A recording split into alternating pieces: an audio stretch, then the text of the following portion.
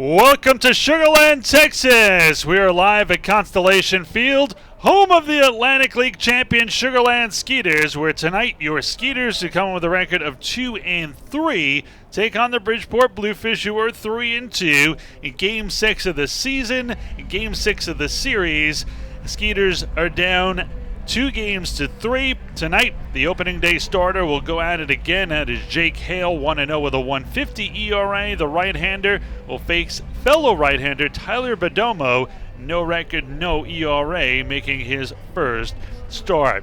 Hi, I'm Ira Liebman, joined by Andy Humphrey. Tim Costello back in the studio. We'll be hearing from him throughout the game. But, Andy, Skeeters have gotten very good starts. Only one of them really wasn't a great start. That was Zach Zenicola, really going into the starting rotation for the first time in his career. But everyone has given a great effort, whether they're quality starts or not. But the Skeeters really backbone of their team, including the championship team last year, was the relief corps.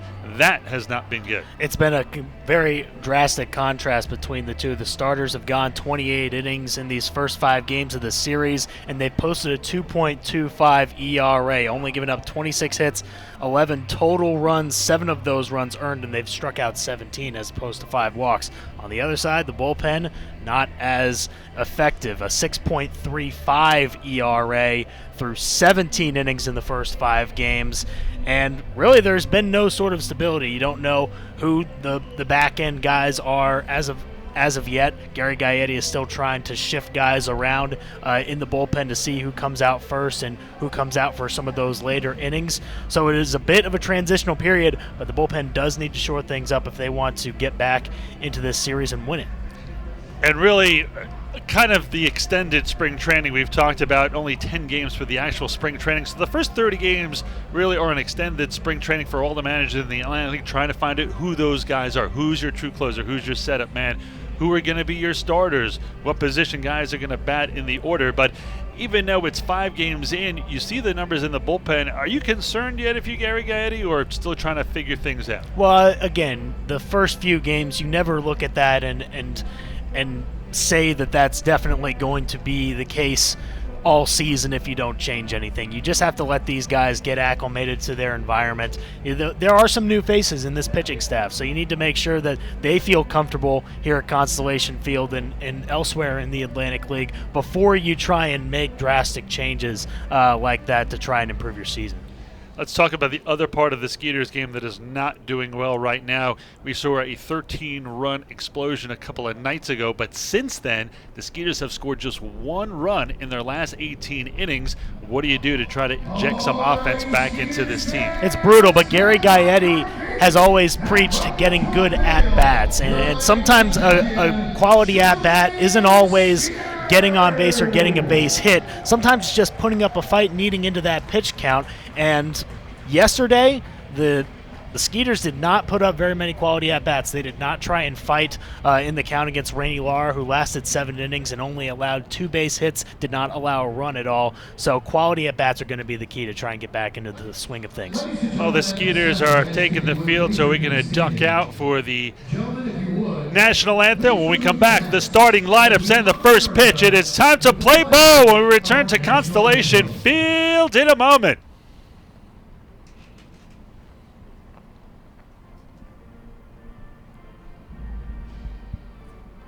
Thanks.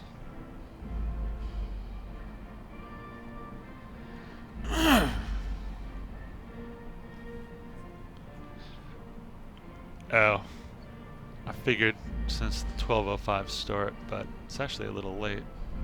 It's only 5 minutes. They've cut out the pregame show because of the show that precedes our games.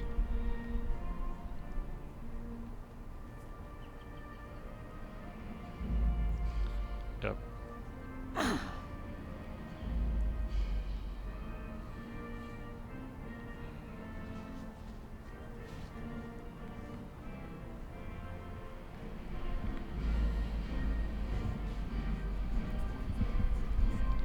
Nice. Well done.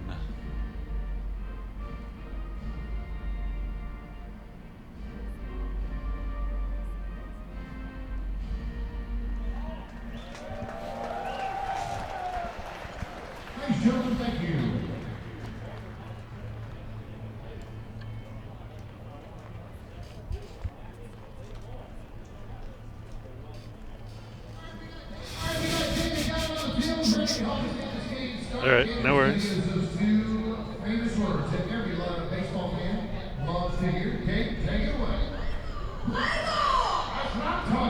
Welcome back to Constellation Field. Time to take a look at the starting lineup for the visiting Bridgeport Bluefish. Starting lineup brought to you by MemberSource Credit Union. Whether it's a Skeeters checking account, an auto loan, or a home loan, be sure to check out MemberSource's complete lineup at membersourcecu.org. Leading off is the switch hitting shortstop Tony Abreu. Jose Cuevas bats second. He'll be a third. At second, batting third is Alberto Callaspo. The cleanup hitter and first baseman is Sean Burrows. In left, batting fifth is Jonathan Galvez. Daniel Fields bats sixth. He'll be in center. The catcher batting seventh is Santiago Nessi. Batting eighth, right fielder Osni Guillen. And the DH, Jeffrey Reyes, will bat ninth. Skeeters defense looks like this. In the outfield from left to right, it is Benson, Jansanti, and Barfield. On the left side of the infield, it's Chris Nelson at third, Lance Zawatsky at shortstop. At first base on the right side, it's Travis Scott and Josh Prince at second base. Chase Patterson gets his second start behind the dish this season for the Skeeters, catching the starting pitcher on the mound, Jake Hale. Jake Hale got the win on opening day. The 6'7" right-hander, 190 pounds from Albany, Ohio. Selected twice, first time 27th round by Arizona in 2009 and the 24th round in 2005. First pitch of the ball game is a little bit low and in. Ball 1-0, and we're underway. Game 6 of a 7-game homestand, a 7-game series, and also Game 7 of the season. Skeeters are down in the series 2-3. This one is down low. 2 balls in, no strikes to count here. Well, Hale had a terrific opener. He went 6 innings, 2 hits, just 1 earned run, 2 strikeouts, 2 walks from the always consistent Jake Hale. The 2-0. This one is an off-speed pitch, catches the inside corner. 2 balls and a strike here. 2016, he had 15 starts with 6-3 with a 3.73 ERA. After becoming primarily a starter in 2013, Hale has gone 30-14 since. This one misses inside. 3 balls and a strike here to Abreu.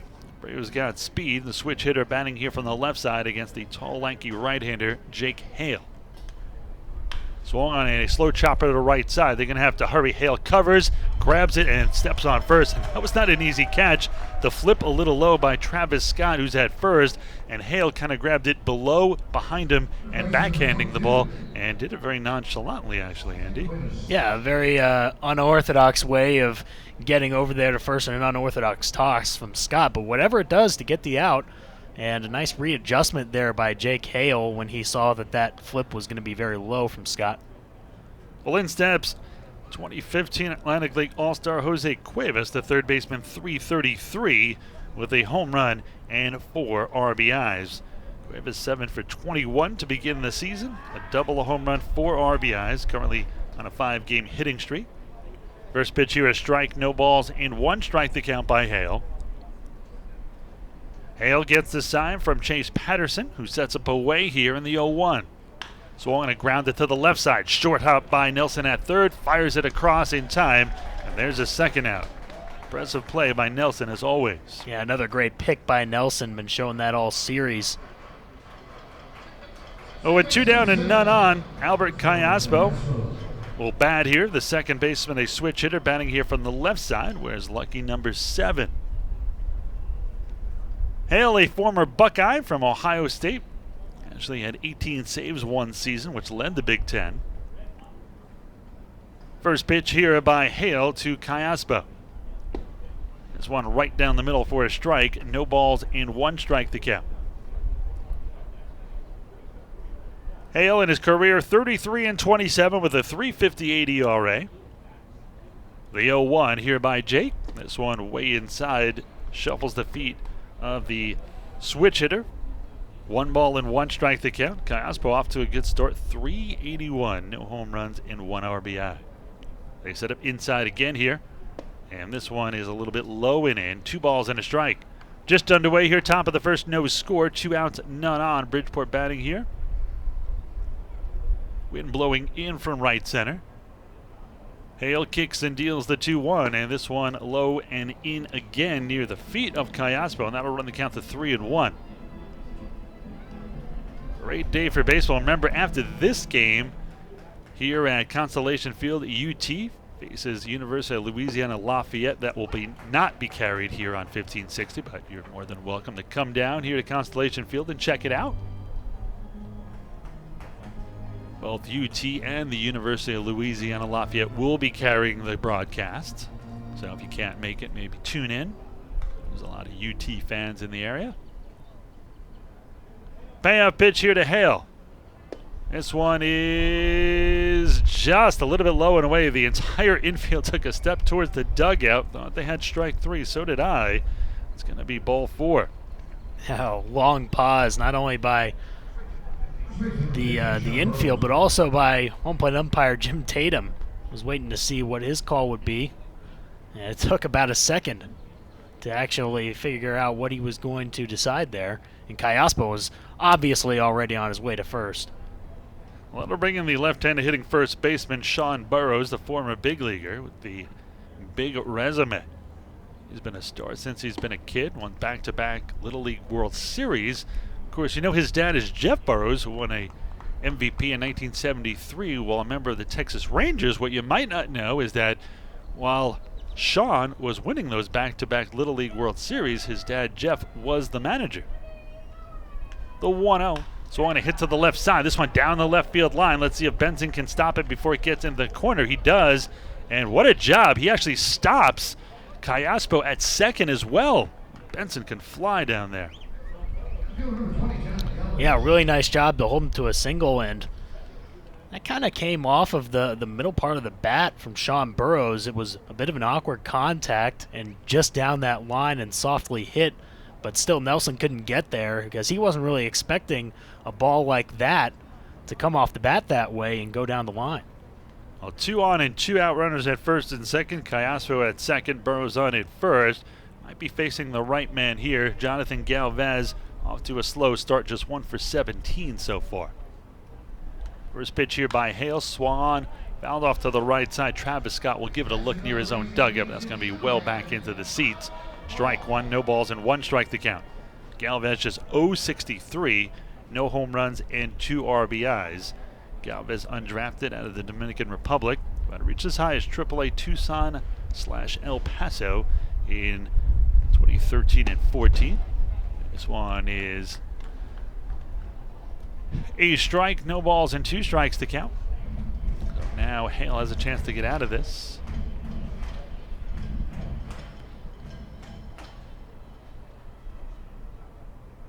They're going to set up away. Hale looks at second. Long look at that and comes home. Swung and grounded slowly left side of the mound. Charging is Zawatsky. Fires it on the run. Not in time.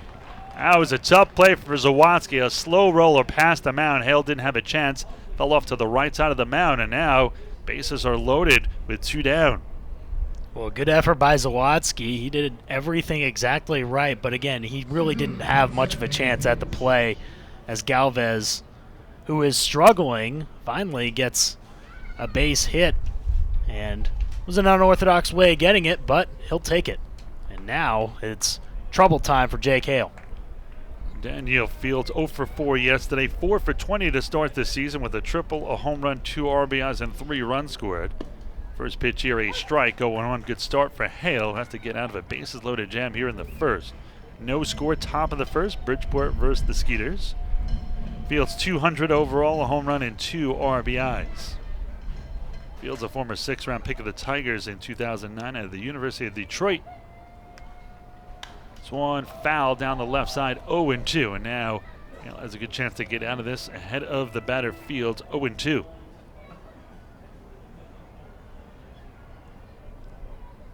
See if Fields will chase one here. If I'm Hale, either one in the dirt or low and away. I'm going to guess low and away. The 0-2. There's the fastball outside. Misses. Waste pitch 1-2. Kayaspo at third. Burrows at second. Galvez on at first. The wind starting to pick up here. A little bit of an overcast day. The 1-2. Swung on and missed, strike three, and Hale gets out of a bases-loaded jam with his first K of the day, and there is 3 away. No runs, 2 hits, no errors, and 3 big men left on base. Bridgeport does not score here in the top of the first. Skeeters coming to bat for the first time when we return.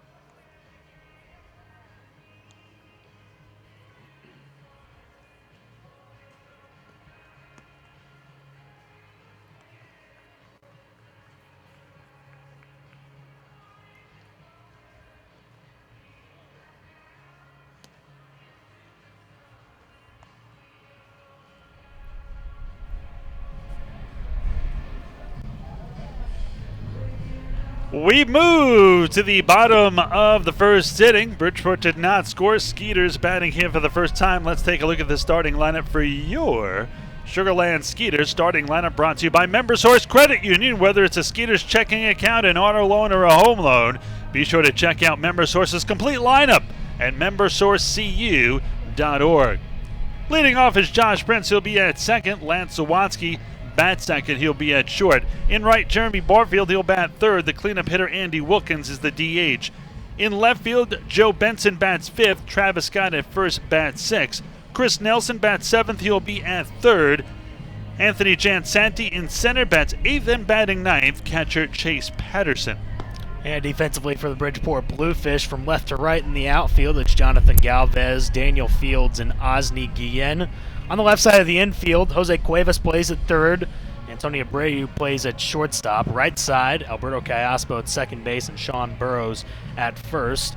Today it's Santiago Nessie behind the dish for the Bridgeport Bluefish. Catching, the starter on the mound, Tyler Badamo.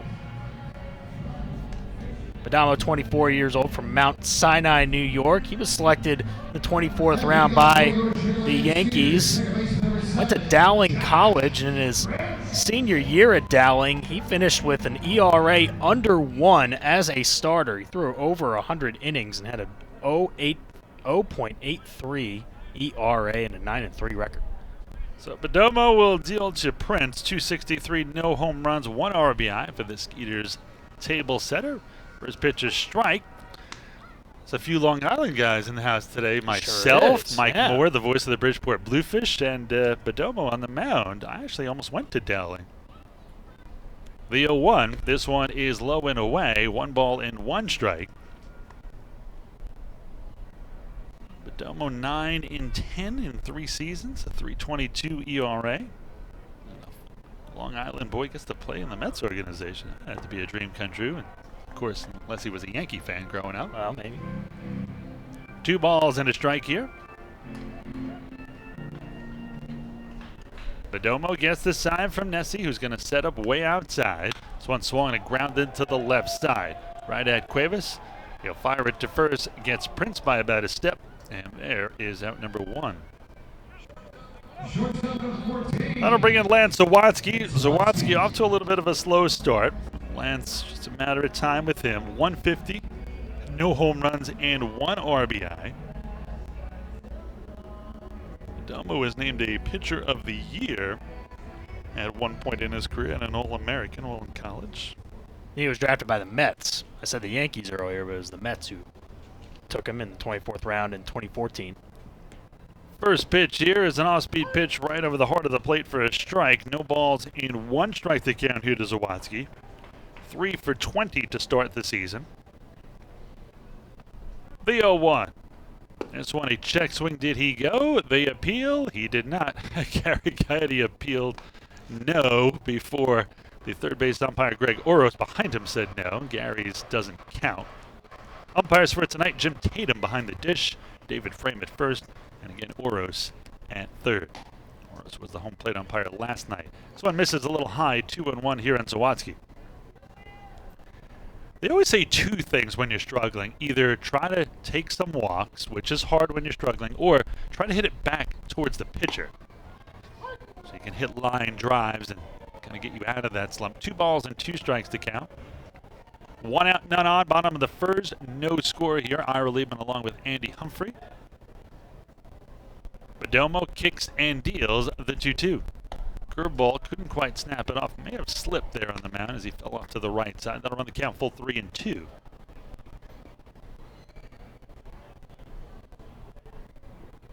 See if Zawadzki swings if it's anywhere near, if he has a selective eye, despite the slump. There's a bullet into right center field. And there's taking it back towards the pitcher. Well, he did the latter. Instead of walking, he took a bullet right up the middle into center for a base hit. Nice piece of hitting there by Zawadzki. One pretty close to that pitcher's glove right there. So you were basically right on the money there, Iowa, trying to hit it back to the pitcher. Well, even I get wood on the ball once in a while. Yeah, every once in a while. I mean, I'm thinking Jeremy Barfield really picked up where he let off last year, the Atlantic League Player of the Year. Off to a good start here. 389, 2 home runs, and 4 RBIs for Barfield. We had Kyle Drabek on the mound last night. He is from the Woodlands, as is Barfield. Big swing and a miss, and a little grounder up the first base line. Foul, however. That would have been an easy hit for Jeremy. Jeremy, what didn't he do last year? He led the Atlantic League and set single franchise records in home runs, 27, total bases, 272, extra base hits, 60. Became the first player for a Skeeter ever win the home run crown and the Atlantic League Player of the Year. He finished second in the league in runs scored with 87, fourth in slugging percentage at 533, 62 walks, tied for fourth in hits, 156, and fifth in doubles. Also, an Atlantic League All-Star, postseason All-Star, team MVP. And he helped the Skeeters win the Atlantic League Championship for the first time in their franchise history. I'd say that's about as complete of a year as you can have, outside of maybe being elected mayor of Sugar Land. Yeah, what else do you need? Don't know. 1 ball, 1 strike, 1 out, 1 on. No score here. Bottom of the first, just underway here. Early noon start. This one is a little bit high. Good eye by Barfield. 2 balls and a strike. Should make him honorary mayor for a day. That would be awesome. They should do that. Like you have a lot of times we've done it even here where you're the GM for a day. Like we pick a special fan and he's the GM, or a kid, they're the GM for the day. They should do something like that. Honorary mayor for the day. Present them a key to the city at least. At very least. The 2-1 here coming to Barfield. This one is a strike on the outside corner. I always remember one of my favorite Simpson episodes. They hand Homer the key to the city after he plows, as Mr. Plow was his character that day, the city clean, and he hands it back to the mayor and he says, "Why are there bite marks on this?" He said, "You said it was made out of chocolate." He's like, "I never said that." The 2-2, this one grounded foul behind the catcher Nessie. Count remains 2 balls and 2 strikes. Good old Homer. He'll try to eat anything. Well, as long as it's got some sort of sugar on it.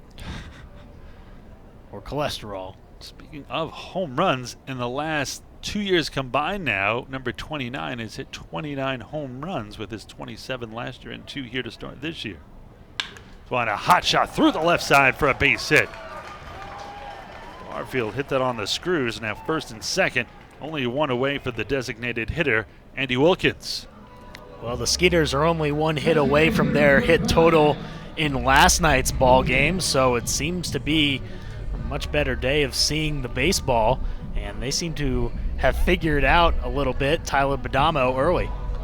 Well, the Skeeters have scored just one run in the last 18 innings, so it'd be nice to get a run here to start off the first. Again, first and second, only one away. Zawadzki at second, Barfield with a single on at first. In steps the left-handed hitting DH Andy Wilkins, who has been very impressive both at the plate and even more impressive, I think, maybe defensively at first. This one, good off-speed pitch. Looked like it caught the plate, but it was dropped by Nessie, so I don't think he got the call because of that drop. 1-0. Big hole on the right side with Sean Burrows behind Barfield, and he is right behind him. This one swung a hit to the right side, foul off of first. Burrows will grab it, actually kick it into the stands. That was impressive.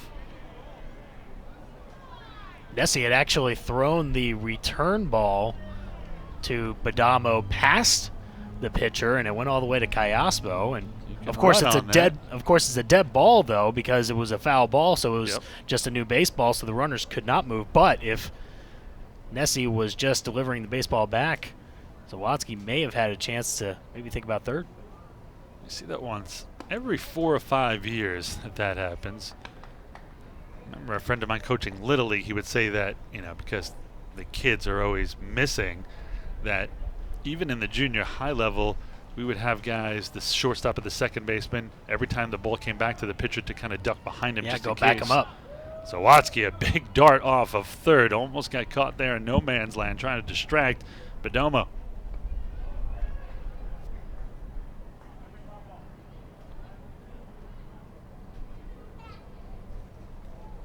See what they set up here. They set up away. Fastball, kind of a quick pitch. Catches the outside corner for a strike.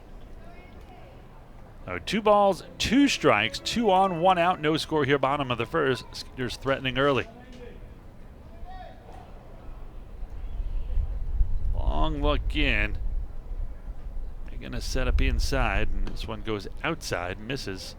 Run the count full, 3-2.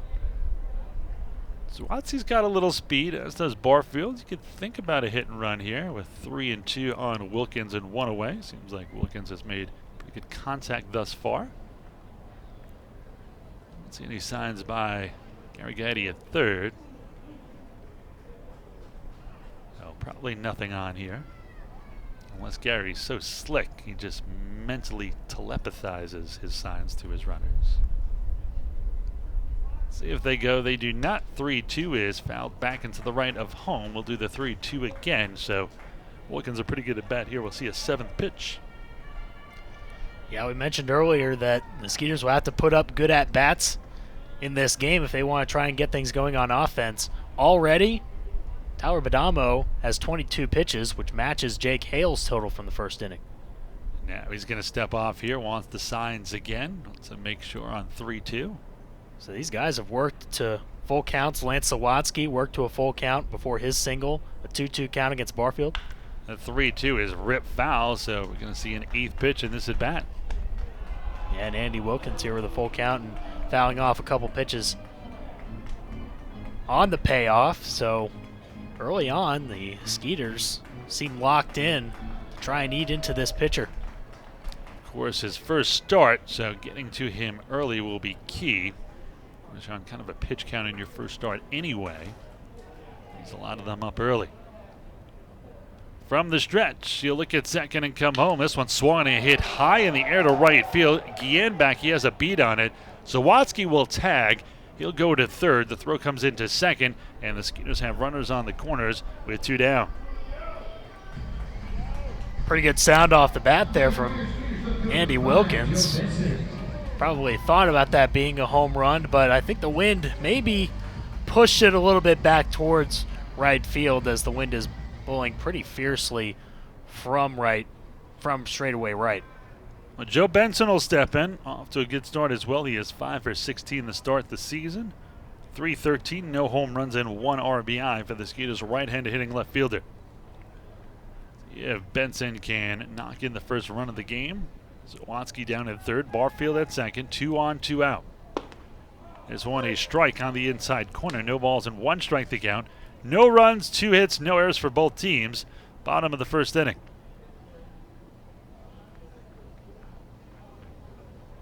Bridgeport from the stretch. They will set up away. And this one is a big swing and a miss by Benson. No balls and 2 strikes to count now. In the top of the first, it was Bridgeport who loaded the bases against Hale, but he got out of it. And now Bridgeport trying to do the same thing. Runners on the corners here with 2 down. The 0-2 just misses outside. Wanted to see if he could extend that strike zone a little bit further by going a little further outside. That one about 3 inches or so off the outside corner. Count remains 1 ball and 2 strikes. They set up inside. This one in the dirt. Stopped by Nessie. He flips off the mask. The ball right in front of him, 2-2. I'm going to do my best Phil Rizzuto impression by wishing our good friend Tammy Washman happy birthday today. Tammy, thanks for listening in. I know she wanted to be here today, but she couldn't, listening to us and watching us on YouTube. If you want to watch us on YouTube, go to youtube.com/the Skeeters. Catch the game, both video and this broadcast is simulcast on the YouTube channel. 2 balls, 2 strikes, 2 outs. No score here, bottom of the first. Skeeters trying to get a 2-out hit here from Joe Benson. Badamo's 2-2. Check swing. Did he go? The appeal he did not. This one in the dirt. Again, Nessie flips off the mask. Keeps that one in front of him. 3-2. So Barfield will get a head start. Sawatsky will have to remain at third. Runners on the corners here. The Skeeters can load the bases just like Bridgeport did. Travis Scott on deck. Left-handed hitting would be against the right-handed Badamo.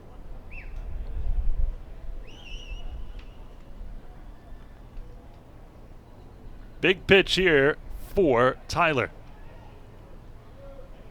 This one swung and rope foul off of third. And they're getting a lot. Badamo will throw a lot of pitches here in the first inning. 30 pitches here in the first. That's a third of your arsenal, even if you're going to throw 100, which he's probably not going to do in his first start. Credit the Skeeters batters here, working it to full counts, making sure that they're not swinging at pitches out of the zone. Very quality at bats so far. Badamo back to the right side of the mound. Now he's got a throw over, doesn't he? Now he stepped off. Once you step off the rubber, you can wander anywhere you want. And the 3-2, slow roller to short. They're going to have to hurry to get Benson. Firing it on the run is Abreu. Makes a nice play there. Throws out Benson 6-3, and that will do it.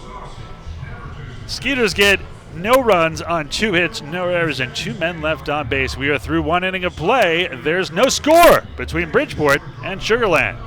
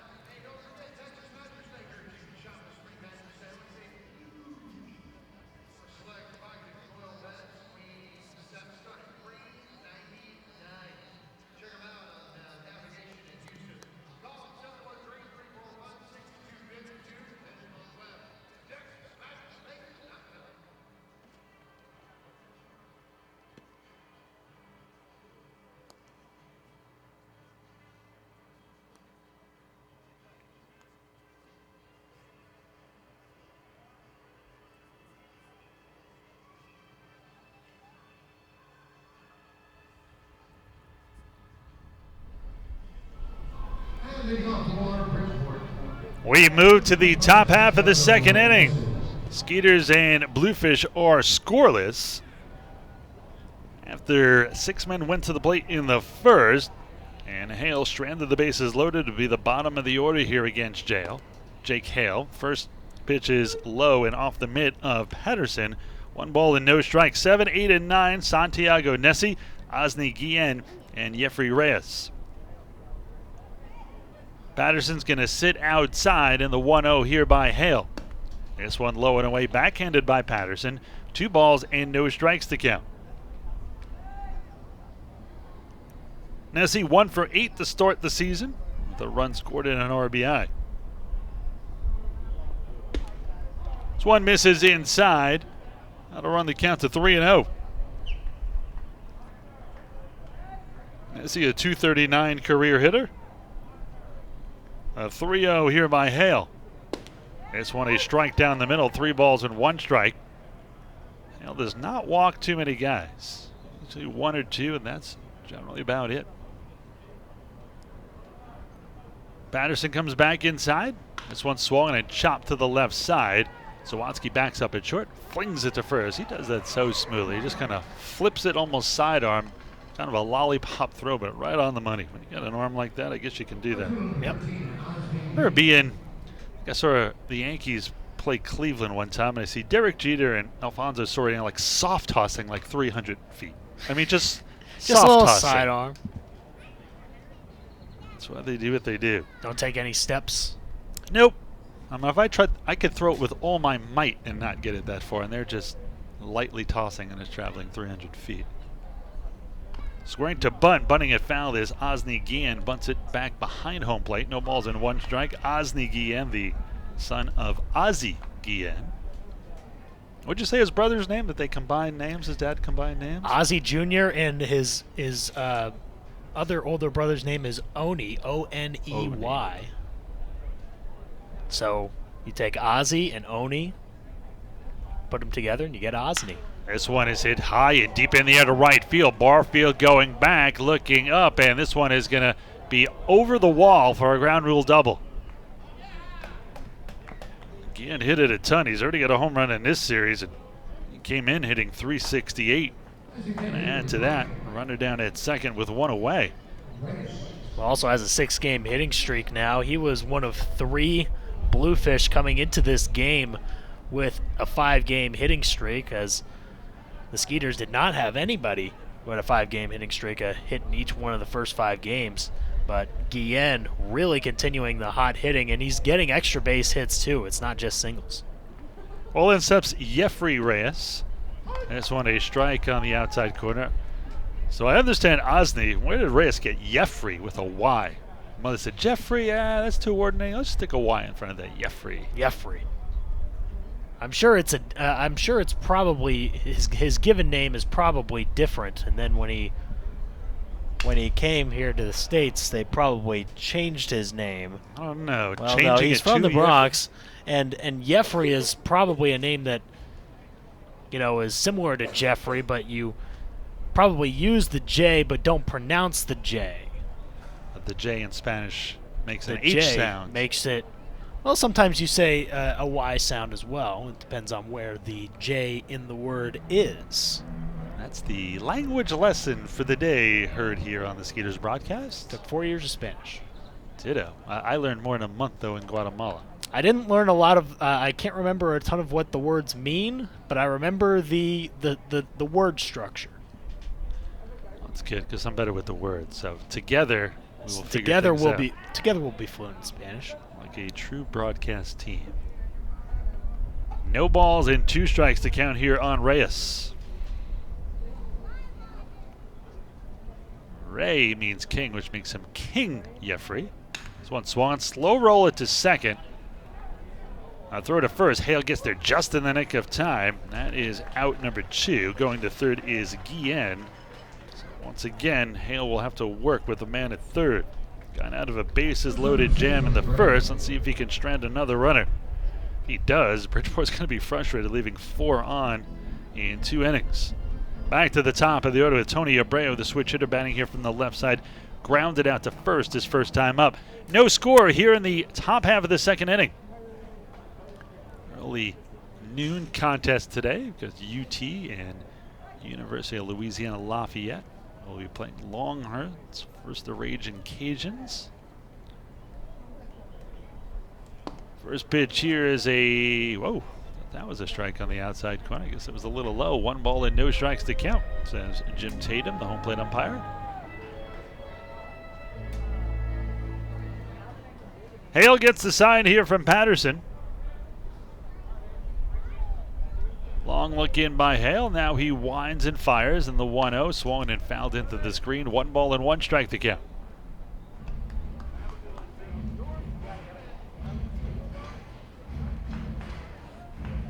Today is a 2 for Tuesday.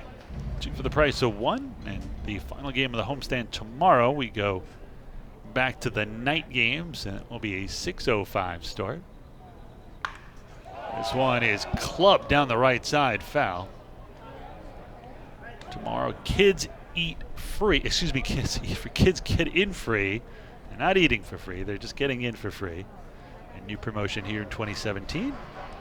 You have something on every day. Margarita Monday and $1 hot dog on Mondays, 2 for Tuesdays. Kids in free on Wednesday, Thirsty Thursday, fireworks on Fridays, giveaways and post-game concerts on Saturday and Sunday, fun day. This one hit out into center field. Jansanti's got it in center, and that'll do it. So Hale pitches out of another jam. No runs, 1 hit, no errors. 1 man left on base, middle of the second. This one is still scoreless.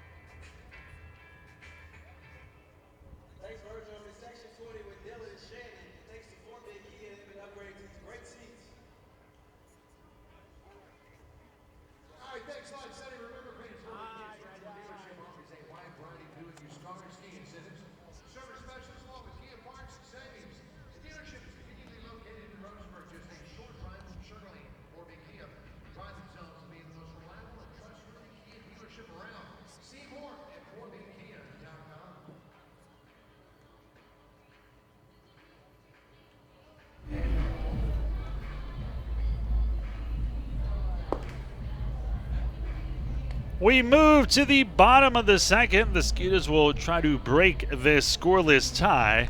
Here in the bottom of the second, Sugar Land will send up 6, 7, and 8. Travis Scott, Chris Nelson, and Anthony Jansanti. I should say when you were, as a fan, do you prefer going to day games or night games? It depends. Really does. On? I mean, well, a variety of factors. The weather. Let's say it's an equally nice day or night. I like attending the day games. Yeah, so do yes, I like being able to do something afterwards. You know, because then you're waiting around the rest of the day. That's true. Yeah. But sometimes it's nice to get to the game early, especially if you're going to a park you've never been to, and you get to kind of go around the park and see the intricacies of a park you've never been to before. Right. No, it is much more lively, I think, you know, during the day games because it's so light outside, and it feels more, you know, like baseball, because you usually don't imagine baseball at night. You usually imagine it during the day. I agree. Travis Scott, who's at first tonight, swings and fouls the first pitch off. Strike 1, no balls, and 1 strike to count. Sun has reared its head amongst the clouds here, at least momentarily. Currently 80 degrees, starting to get warmer here in Sugar Land. The 0-1, this one sent down the left side, foul. Travis down, no balls and 2 strikes. So 2 pretty good hacks at those pitches. One down the right field line, one down the left field side. No balls and 2 strikes. No runs, 2 hits for both teams as well. The 0-2. This one high, 1-2.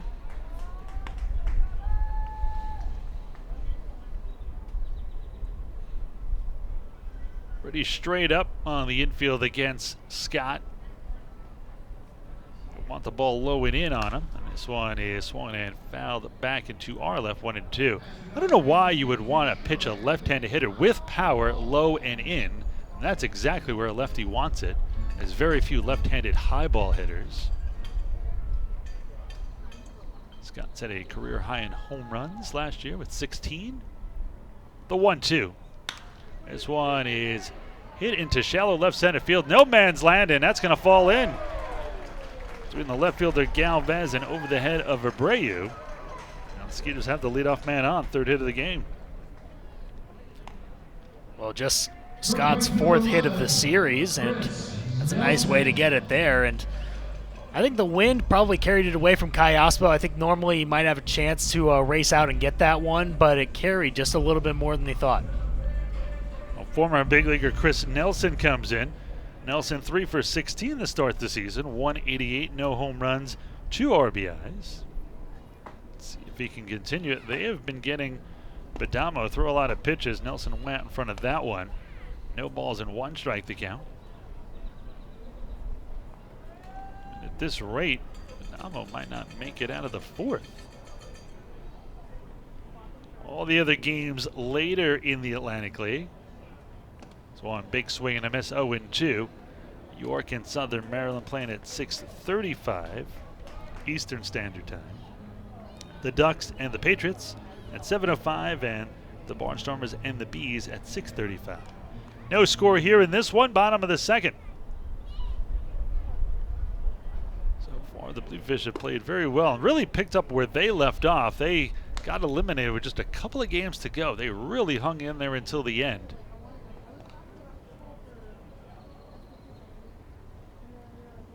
Skeeters faced 2 much different teams. York and Long Island won the first half, so they were in the playoffs, and they were not the same teams they were in the first half. The Ducks, in fact, lost almost their entire pitching staff the last 3 weeks, starting pitching staff the last 3 weeks of the season. They were a little banged up. But sometimes it's not that first half. I know you want to get that first half playoff spot. That way you don't have to worry. You have no worries no matter what goes wrong if you have some severe injuries in the second half. But a lot of times your team is very different than it was in that first half when you made the playoffs, and you're facing an entirely different squad. This one is skied right side. Second baseman Cayaspo fighting that way now towards his left. Brings it down for out number 1. And sometimes you can even make a case. I mean, I've seen it here 6 years in the Atlantic League where the team that won the first half really almost doesn't have any business being in the playoffs because they're a terrible team in the second half.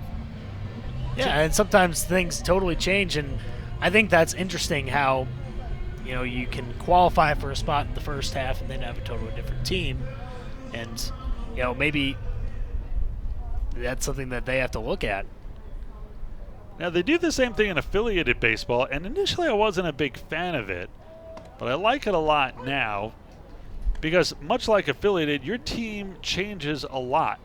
And if you are the opposite, where, you know, if you're an affiliated team and a lot of guys got called up early because of injuries at the major league level, or if a lot of guys here in the Atlantic League get signed early, then, you know, you're out of it first month of the season. If there's no first and second half, you have no chance to get back into it if you're 10 games out by the end of May. Yeah, it is good for some of those other teams to have a clean slate and try and get back into the playoffs and make it more equitable for the bottom of the league. The 1-1, a bunt, and diving for the ball is the catcher Nessie to the left of home on the grass. Just comes up a little short. Great effort by Santiago Nessie. Yeah, Jan Santi trying to put down that bunt to see if he could move Scott to second base into scoring position. Jan Santi been struggling a little bit at the plate as well. 0 for 3 last night, and I believe only has 2 base hits in the series. We talked about if you're struggling, get on, try via a walk or try to hit it back towards the pitcher. Bunting is a way to get you out of that slump as well. This one grounded towards short. This could be two.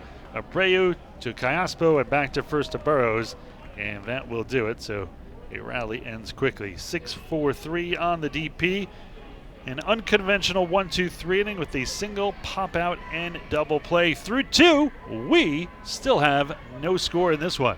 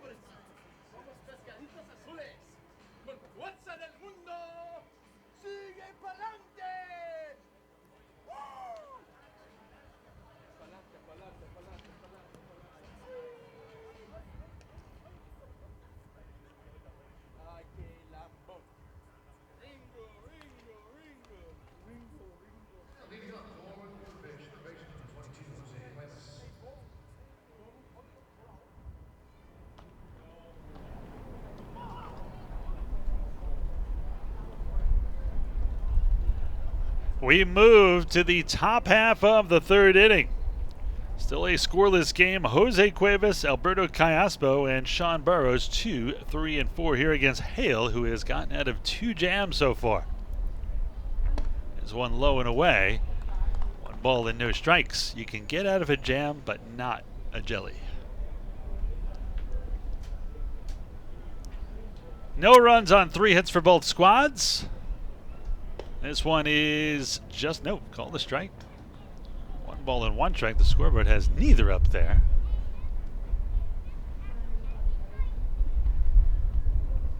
Hale now with 38 pitches, 22 for strikes. This one is a little bit inside, and they're just not going to put it up on the scoreboard, are they? 2-1's the count, I assure you.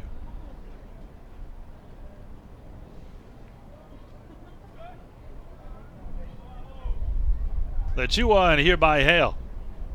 This one right down the middle, 2 balls and 2 strikes. Cuevas grounded out to third his first time up. He's 0 for 1. Number 22 bats from the right side with an open stance. This one is a strike at the knees. Cuevas was headed down to first. Now run the count full 3-2.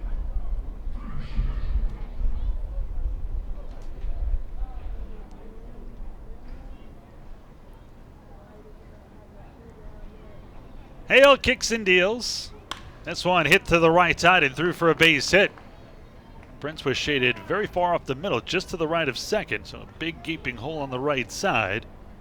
1 on, none out for Alberto Callaspo. It was the only free pass that Hale issued. Although Callaspo was stranded at third. Now the Bridgeport Bluefish out hitting the Skeeters 4-3, but still no score in this one here in the top of the third. Ira Laban along with Andy Humphrey. Hale from the stretch, peeking over his left shoulder, but comes home. This one grounded foul off the right side. No balls and 1 strike to count. And the scoreboard is back in use. They put the strike up there. No balls and 1 strike to count. They're short a hit, aren't they? Yeah, they are. 4 hits should be up there for Bridgeport. They set up inside. Hale spins and throws to first for a big 6'7" lanky guy. Hale actually has a very good pickoff move. especially for a right-hander. Wind really whipping up. Not only is it blowing in from right center, the flags are pointing up. The 0-1, swung and grounded to the right side. Scott will throw to second for one. The relay back to first. Hale couldn't get to first in time. So Zawadzki had to hold on to the ball. The fielder's choice will go down 3-6. Yeah, Scott was going to try and get back to the bag himself, but he was not going to beat Caspo to that first base there, and Zawadzki very wisely held onto the ball after making the forced second. So 1 on, 1 out. In steps the left-hand hitting Sean Burrows, who was off to a torrid start here in the 2017 season. Came in batting an even 400 and already 1 for 1 in this one. Hale again looks over at the runner at first. Now Kayaspo. This one is a strike. Oh, wow. Where was that pitch? A little low? Maybe. 1 ball and no strikes to count here on Burrows. Kayaspo getting a hefty lead down there at first. Hale keeps an eye, spins, throws to first, but ties back in time before Scott could even put the tag on him. Quick reactions down there by Kayaspo. I'll give him that. Hale again looks over at first. Now comes set. Comes home, the 1-0. There's one strike and almost in the same spot. 1 ball, 1 strike, 1 out, 1 on. No score here, top of the third. Skeeters trying to even up this series. The finale is tomorrow. Then the Skeeters have Thursday off, and they will head out on their first road trip to Lancaster and Southern Maryland. The 1-1. Swung on, fouled off to the left side. 1 ball and 2 strikes to count. Remember, all 140 games will be heard right here on 1560 AM.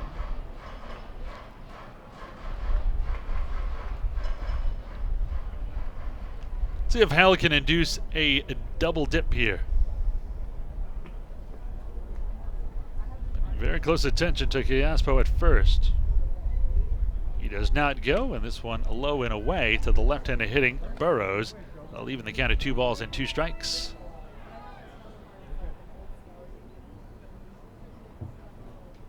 Sun back in.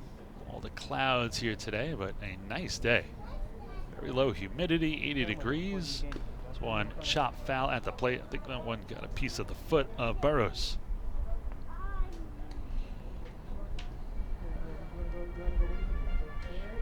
Burrows also a former Olympian.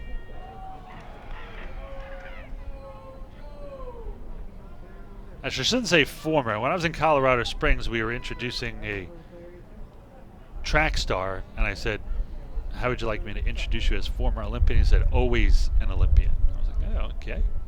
This one chopped right to Hale, and they're going to call that one foul off the foot of Burrows. Yet they say former big leaguer. So you don't say former Olympian, but you can say former big leaguer. Or choose not to say that either. That's pretty standard, I think, don't you think? Former big leaguer. Former big league, I mean, you can't say that you're always in the big league. Sometimes you're playing at lower levels, but as far as the Olympics are concerned, you know, there's only one level of the Olympics. I know, but you're not in the Olympics anymore if you're not playing in the games anymore. You're retired or whatnot. But that's really a great thing. I mean, I think it's cool how you have something that follows you for the rest of your life. Heisman Trophy winner, World Series champ like Gary Gaetti always can be introduced that way for the rest of his life. Hall of Famer, you can be introduced for the rest of your life. Olympian, it's quite an accomplishment. Just making the Olympics is hard enough, and even if you do nothing, even if you finish dead last in every heat, you're a former Olympian, Olympic. Yeah, and I'd say Olympian is more of a recognition. It's not something that you are paid to do, or at least what most athletes are paid to do. Whereas, you know, baseball players, when they make to the big leagues, it's their profession. And Olympians usually are amateurs at their sport, but get to the highest level of their sport. Well, not anymore. You got the pro NBA guys, the NHL guys, the tennis players, the golfers. I mean, but going to the Olympics is not their profession. Going true. to the NBA or Major League Baseball is something that they get paid to do, whereas the Olympics, at least from the IOC or the Olympic Committee, you don't get paid from them. Maybe by sponsorship you will. I mean, that's why I'm such a big fan of the Olympics, whether it's winter or summer. It's really the last frontier, the last pure sports. I mean, you've got superstar NBA guys playing for nothing. They just want the gold medal. They just want to represent their country. This one is club foul. This is some at bat by Burrows. 2 balls and 2 strikes to count. That was the 9th pitch. Wow, a rocket down the right side. Speaking of rocket, we'll see Roger Clemens here today with UT in town. He usually comes out here to Constellation Field for the games. 2 balls and 2 strikes to count.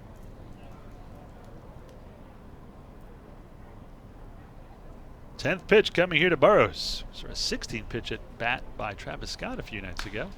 One foul down the left side, so Burrows wants a maybe same number of pitches that he's wearing on his back. Travis wears number 16, a 16 pitch at bat. Burrows wears 15. This will be pitch number 11 coming to him. Well, the player coaches now have to put together quality at bats. Lead by example, I guess. Well, Burrows steps back in. Looks at the runner at first. I guess if you didn't do a hit and run in the last 10 pitches, you're not going to do it here. This one swung on and fouled back. We will see a dozen pitches here to Burrows, and now Burrows is using up all of Hale's arsenal. That was pitch number 55.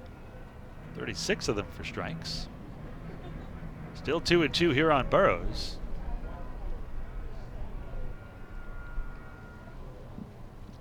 Dozen pitches coming here to Burrows. There goes the runner. The throw down to second is in time. Caught stealing, proving once again crime doesn't pay. I mentioned before the game, Skeeters catchers throwing out a lot of base runners here early on. Yeah, that's the second one that Patterson has thrown out in as many attempts, and now the Skeeters catching staff is 4 out of 5 catching would-be base stealers. So it was a ball, so full count now, and pitch number 13, unlucky on the way. This one outside ball four. What an at-bat by Burrows, a 13-pitch at-bat.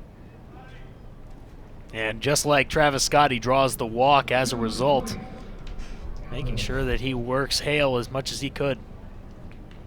So 2 out, runner down at first in Burrows, and Jonathan Galvez will step in.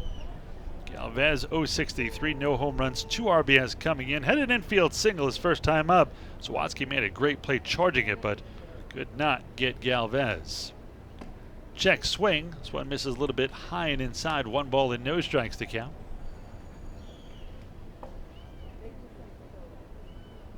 See if Hale can get out of this unscathed. He has runners on base in all 3 innings so far.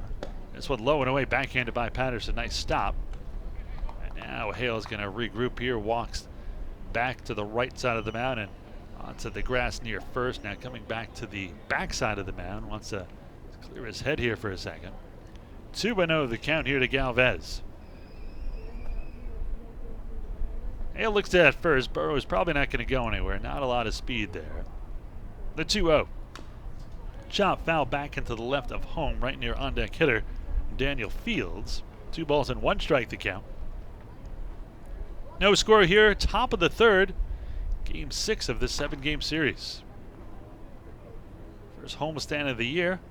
7 games all against the Fish. The 2-1. This one inside. No, catches the corner for a strike. 2 balls, 2 strikes, 2 outs. Let's see if Hale can get out of this here.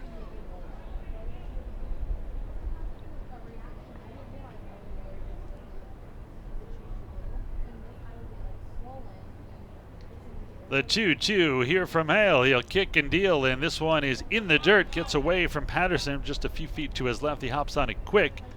Now another full count here. Burrows will be off and running here on the 3-2 and 2 down.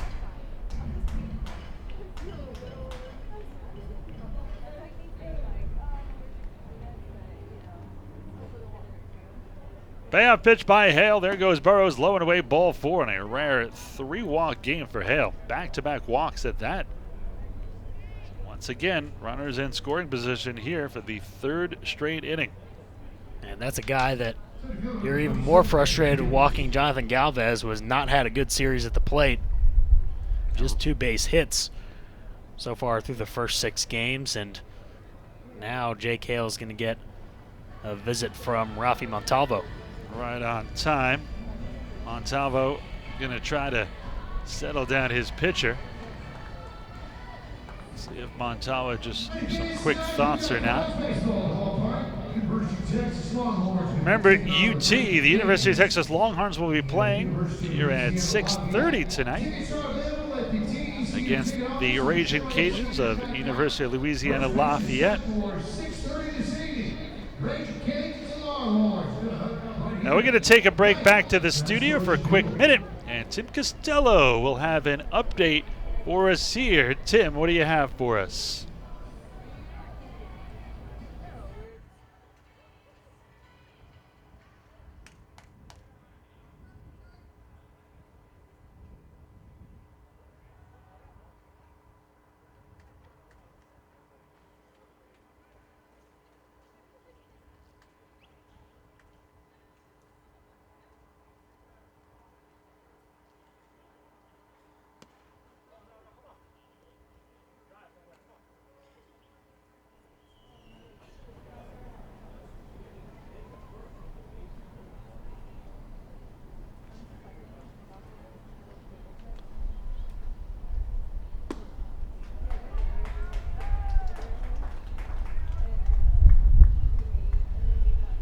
Thanks, Tim.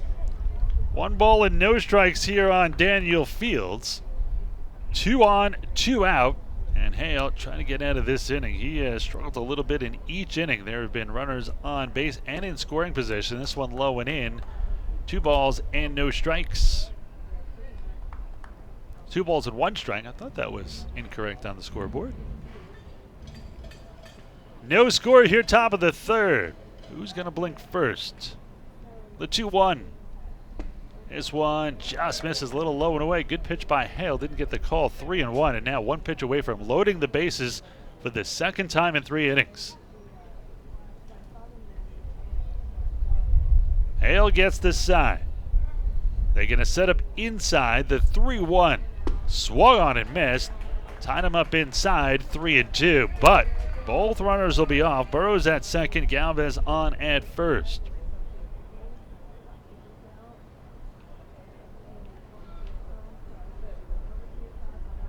Hale needs a big pitch here. Let's see if they come back inside. They will. The payoff pitch here by Hale. There go the runners, and this is inside, ball 4, and the bases are loaded again. He has walked, the bases loaded with 2 down. Right after that caught stealing by Chase Patterson, you thought that Jake Hale would have a much easier time trying to get out of the inning. Was not the case. No action in the Skeeters' pen, so this is Hale's game. Santiago Nessi, the catcher, will step in here. Probably a perfect guy for Hale right now. 0 for 1, grounded out to short, batting just 143 so far. Fastball, a strike on the outside corner. No balls and 1 strike to count. No runs, 3 hits, and no errors for Bridgeport. No runs, 4 hits. Excuse me, no runs, 4 hits, no errors for Bridgeport. No runs, 3 hits, and no errors for the Skeeters. This one is swung on and fouled off to the right side.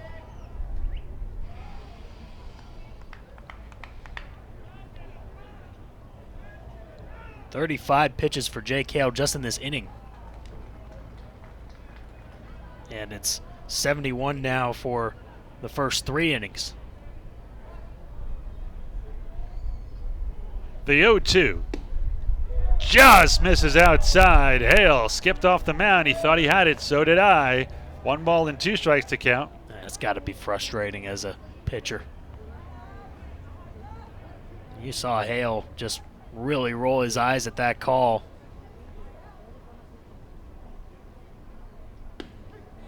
And there's strike 3 on the outside corner. Well, Nessie wasn't going to get the benefit of both of those scores. A big strikeout as Hale strands the bases loaded with a strikeout for the second time in this game to avoid trouble. Middle of the third inning, no score between the Bluefish and the Skeeters.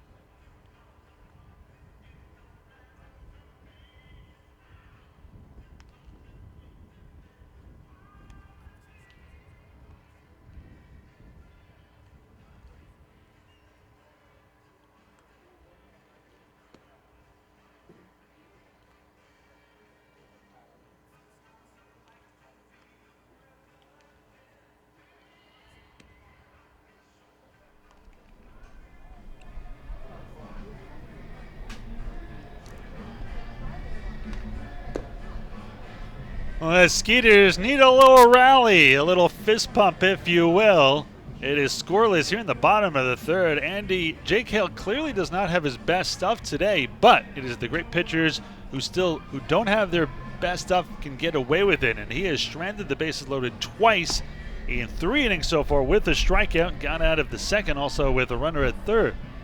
Yeah, it's got to be frustrating if you're the Bridgeport Bluefish and the manager Luis Rodriguez. You've already left 7 men on base in the first 3 innings. But as far as Jake Hale's day is concerned, he's got to feel a little bit frustrated about that last inning, walking 3 batters in a row after getting the first 2 outs. But very nice job to keep his composure and get that final strikeout. So I think his mind's in the right place going forward. First pitch here to Skeeters, right-handed hitting catcher Chase Patterson, a strike on the outside corner. 9-1-2 here for the Skeeters. Patterson then back to the top of the order with Josh Prince and Lance Sawatsky. Fastball misses a little high and outside as the sun comes back out. Man, this is a great day for baseball. The 1-1 here from Badamo. Check swing. This one misses low and away. Good eye by Patterson. 2 balls and a strike here. No chase, did not chase that one. 2 balls and a strike here. Actually with Lancaster, 131, 2 home runs, 5 RBIs in 40 games as he fouls this one into the screen. Drafted originally by the Angels in the 7th round in 212. Out of Mary Montgomery High School in Alabama. 2 Alabama guys on this team, him and Michael Nix. The 2-2 here from Badamo. This one a bit high. That'll run the count full 3-2. And man, have both pitchers run a lot of full counts here today. Badamo now 50 pitches, 30 for strikes, 20 for balls. 73 pitches for Hale. Payoff pitch is chopped foul off third. Gary Gaetti one-hands it with his left hand at that. Skeeters have had 4 batters work the count full so far in this game. Bluefish have had 5.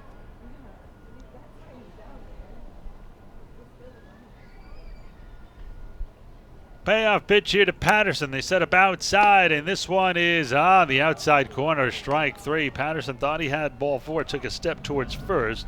That is the first strikeout for Badamo. There's one down. A 1 out, none on. Back to the top and over. Josh Prince will try to get something going. The Skeeters catalyst will step in. Prince, a former big leaguer with the Brewers. Try to get something brewing here. I like it. Milwaukee, Bernie Brewer comes down that slide. That's kind of a cool thing. Yeah, after every home run. Talking about unique things to a park. That's very unique. Like the train at Minute Maid. Like the train at Minute Maid and also the Cove at AT&T. But that's not really a thing that happens. It's just there. This one hit it into left field for a base hit. So Prince, a one-out single here. And got to think he's going to try to swipe a base. The Skeeters have struggled for runs. And struggles an understatement. They have scored just one run in the last 20 innings. Zawadzki will step in with one on and one out. Had a single his first at bat. Let's see if he can keep things going here. Zawadzki's got plenty of power. That wind blowing in from right center today, though, that's going to be tough for a left-hander to get it out. Let's see what Zawadzki can do here. Shading far to the right of third is third baseman Jose Cuevas. He is to the right of the cutout. First pitch misses for a ball. 1 ball and no strikes here to Zawadzki. Both teams now with 4 hits apiece, but we're scoreless here in the bottom of the third. It's a very well-pitched game yesterday by both Randy Lara of Bridgeport and Kyle Drabeck for the Skeeters. It was a 2-0 loss, however, for Sugarland. A wild pitch got a run in the first. Cuevas scored both runs. A sac fly RBI by Burrows got the other run in, and that was the only scoring. No scoring from the 4th through the 9th for either team. Throw to first. Prince dives back in head first. Bridgeport very aware of Prince's speed. Prince played the 2015 season with Bridgeport.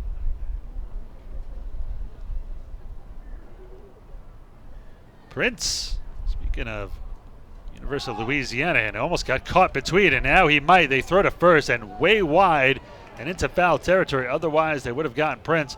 Prince started. He was going, and then he saw that they saw him, so he headed back, and the catcher, Nessie, almost got him going back to first. He actually started and stopped twice in the middle of the base paths there. He went before the pitch was thrown, then stopped, and then saw the pitch was going to be thrown, and then started again, and then stopped, and then went back to first base, and luckily is still on first. A 3-0. Zawadzki taking all the way, takes the first strike. 3-1 now. Great hitters count. They also do a little hitting and running. Not a big fan of the 3-1 hit and run. But it's a very popular count with hitters to swing on. Prince has speed at first. Does not go. Popped up. Left side, third baseman Jose Cuevas, the wind taking habit. Now he takes it from third base all the way into foul territory, almost near his own dugout. It'll be out number 2. Foul out to the third baseman is the second out. Now you got to think Prince is going to be going somewhere here, but you don't want to get caught with Barfield at the plate. Barfield already 1 for 1, came in batting .389 with 2 home runs and 4 RBIs. This is the guy you want up with his power from the right side, because no left-hander is going to get one out today unless this is a Titanic-type shot. And here comes Luis Rodriguez, Machete. Manager for the Bridgeport. I don't know what he's arguing about here. This guy caught it.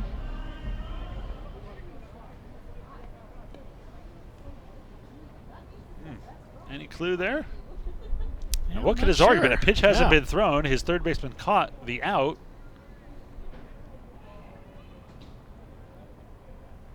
The only reason I would think a manager would come out at that time in that situation is if a batter was batting out of turn, but no, Barfield's supposed to be up. Quick throw to first. Prince was only about a step and a half off first. Had to take a quick leap back. Let's see if Barfield can break this scoreless tie. We're in the bottom of the third. They set up inside. They're going to try to jam Barfield. And this one way high as he had to come up to the crouch and reach up for that one and snatch it down. 1-0. 60 pitches now for Badamo. 35 for strikes, 25 for balls. Badamo from the stretch. Big swing and a miss by Jeremy Barfield on a ball low and away. 1 ball and 1 strike to count. Barfield steps out. He's supposed to keep 1 foot in there. Atlantic League rule, which now the Major League uses. They set up inside the 1-1. Fastball for a strike on the inside corner. Barfield down 1-2. Took a while for some guys at the big leagues to adapt to that. But they really need to bring the 2 mound visits to the major leagues. That's just ridiculous. Oh, yeah. And one at bat, you can see a catcher come out, a pitching coach come out, and a manager come out, all in one at bat. This one swung on, popped up behind the plate as he gives it a quick look, but that one way back over the roof and into the parking lot. 1-2. The count remains here on Barfield. Jeremy looks down at third at manager Gary Gaddy. No signs down there. Barfield's behind in the count. This would be a good opportunity for Prince to go. That way, if he gets caught, Barfield gets a fresh count next inning. Prince with his hands on his knees could be deking the pitcher. This one in the dirt, smothered by Nessie. Barfield checks his swing. 2 balls, 2 strikes, 2 outs.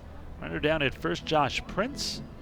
No score here, bottom of the third. Ira Liebman along with Andy Humphrey. Tim Costello back in the studio.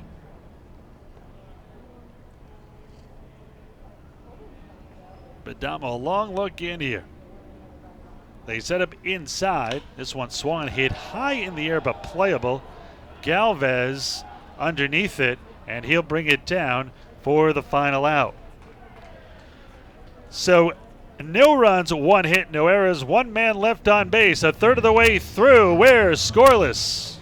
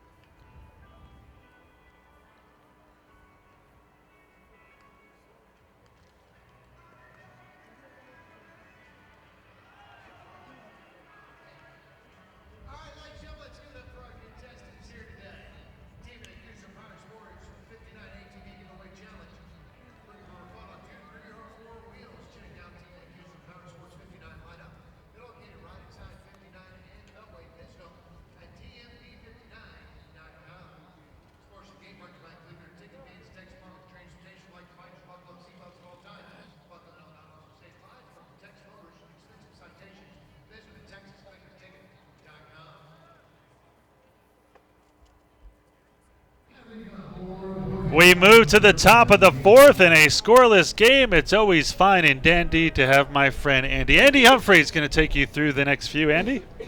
Thank you very much, Ira. It's the 8-9-1 hitters for the Bridgeport Bluefish. And Osni Guillen, the first batter of this 4th inning, hits one to second base. Josh Prince, a long throw, but he got it there in time for the first out. And Jake Hale, who needed 73 pitches to get through the first 3 innings, seems to be happy with getting the first out on the first pitch of the 4th. He needs a quick inning here. You're right. He has thrown a ton. Great play by Prince, too. Backhanded a hard hit ball going towards second. Threw it a little high to Travis Scott, but Scott, tall at first, was able to stay on the bag. Here's Jeffrey Reyes, the designated hitter, and he takes one low and inside for ball 1. Reyes grounded out to second base his first time up. Corner infielders are in as Reyes showed bunt, pulled it back on the pitch low and inside. Speaking of tall, and we're talking about Spanish before, this is one thing I don't get. Alto means stop. So if you see a stop sign, it says alto. Alto also means tall. How can one word mean 2 completely different things? I don't know if you're correct on that. I am correct. Did you look that up? Or I saw enough stop signs in South America. 1-1 pitch is hit to the right side, and again, Prince ranges to his left, and he gets it just in time to beat Reyes. So Prince to the right and Prince to the left makes out 1 and 2 for JK on the fourth. That's the advantage to having a guy like Prince at second who plays short and he can play center. Ton of range. I mean, he made the first one going up the middle, and that one way to his left on the right field grass, spun around, did a 360, and threw it to first in time.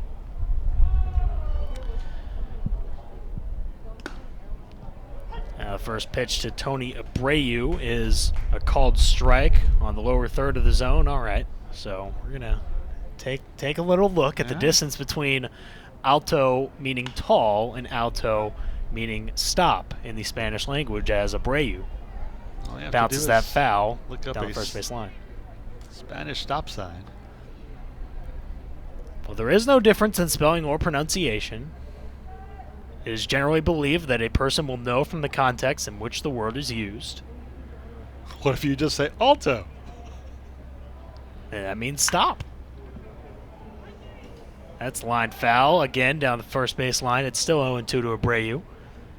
I mean, there are many words in the English language like that. Yeah, but it just seems in Spanish there are like 3 or 4 ways to say the same word. And yes, there are some like there and there in English, but it seems like there are so many more words in Spanish that you can say the same thing with different words, or they have several different meanings. Are you talking about the verbs and the conjugation of the verbs? No. That pitch is inside.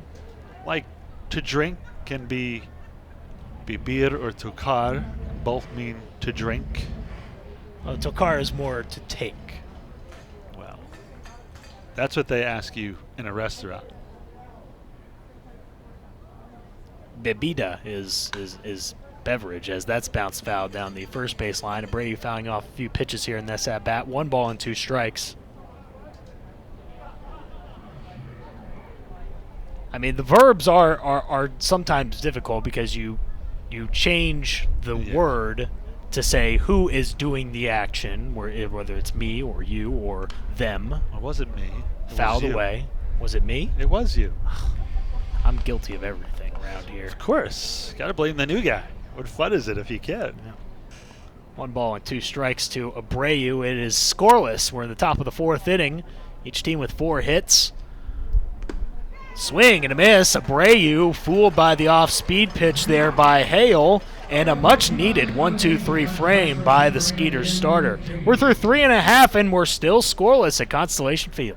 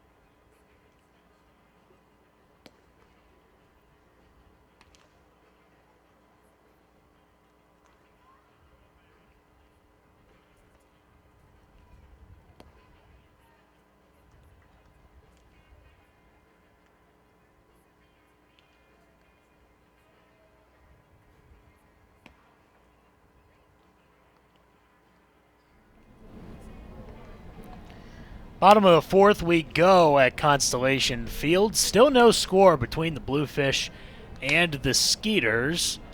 With Ira Liebman, I'm Andy Humphrey. Tim Costello back in the studio. Each team with 4 hits, but so far no runs to show for it. It'll be Wilkins, Benson, and Scott for the Skeeters, the 4, 5, 6 hitters in this bottom half of the 4th inning, facing Tyler Badamo. He's gotten through the first 3 innings on 65 pitches. Skeeters trying to even the series. Bridgeport has taken 3 out of the first 5 in this 7-game set to start the 2017 season. So with the Skeeters, they try to win this one and force a rubber game tomorrow. Andy Wilkins to the plate. Tyler Badamo winds and deals the first pitch. A breaking ball falls low for ball 1. That's one of those expressions I want to see the origin of. Rubber game. Rubber game. Why don't you be the researcher on that one? I'm going to Google. 1-0 is bounced foul and into the Skeeters dugout on the first base side by Wilkins. 1 ball and 1 strike to the designated hitter Wilkins. He's also played first base and has played first base very well through the first few games for the Skeeters. Travis Scott, the first baseman this afternoon for Sugar Land. 1-1 to Wilkins is in the dirt. So make it 2 balls and a strike. Wilkins 0 for 1 so far in the ball game with a fly out to right field, which he hit pretty well, but the wind kind of blowed it back towards right. 2-1. Checked his swing on the pitch a bit high. And the count now 3 balls and a strike to Wilkins.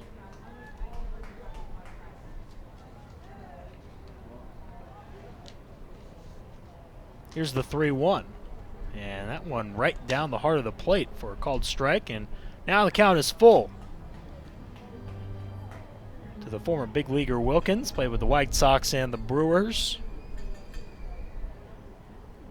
Payoff pitch is hit well on the line drive past the glove of Kayaspo at second base into right field for a base hit. So Wilkins leads off the inning for the Skeeters with a single.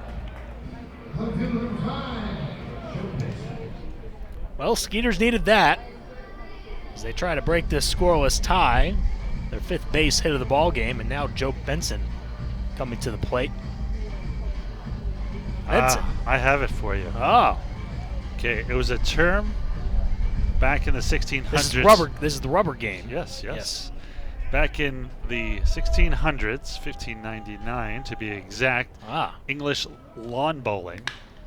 As this first pitch is hit well into center field, but Benson hit it right at the center fielder Fields. Takes about a step to his right to make the catch for out number 1. And it appears to be unrelated to the sort of rubber that they were using, Indian rubber, for lawn bowling, but it came from really the crowd themselves, which is a term that comes from bridge, the card-playing game, and that's where the term that we use today, the deciding bridge game. So it's from bridge, basically. Yeah, even though it was used by the crowd more in lawn bowling. And first pitch to Travis Scott is fouled back.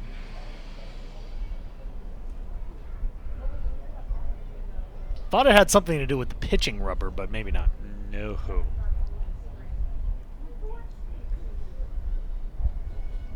Travis Scott has a single in this game. It came in the 2nd inning, his 4th base hit of the series. And this next one is hit on the ground and into right field for another base hit.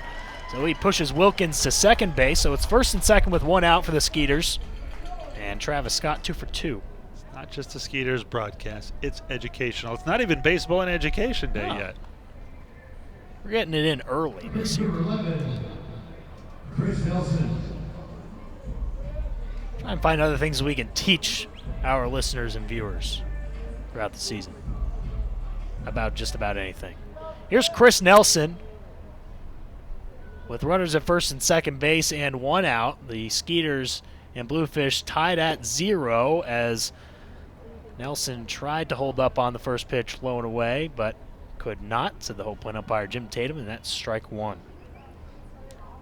Nelson 0 for 1. He popped out to second base his first time in the 2nd inning. 0-1. Hit well into left field. Coming in a few steps is Galvez. He's there to make the catch, and that's the 2nd out. A good jump from Galvez on that hard-hit line drive by Nelson. And Nelson hit it a ton, but unfortunately right at Galvez. I thought initially off the bat it was going to be kind of a sinking line drive that would fall in, but stayed up there.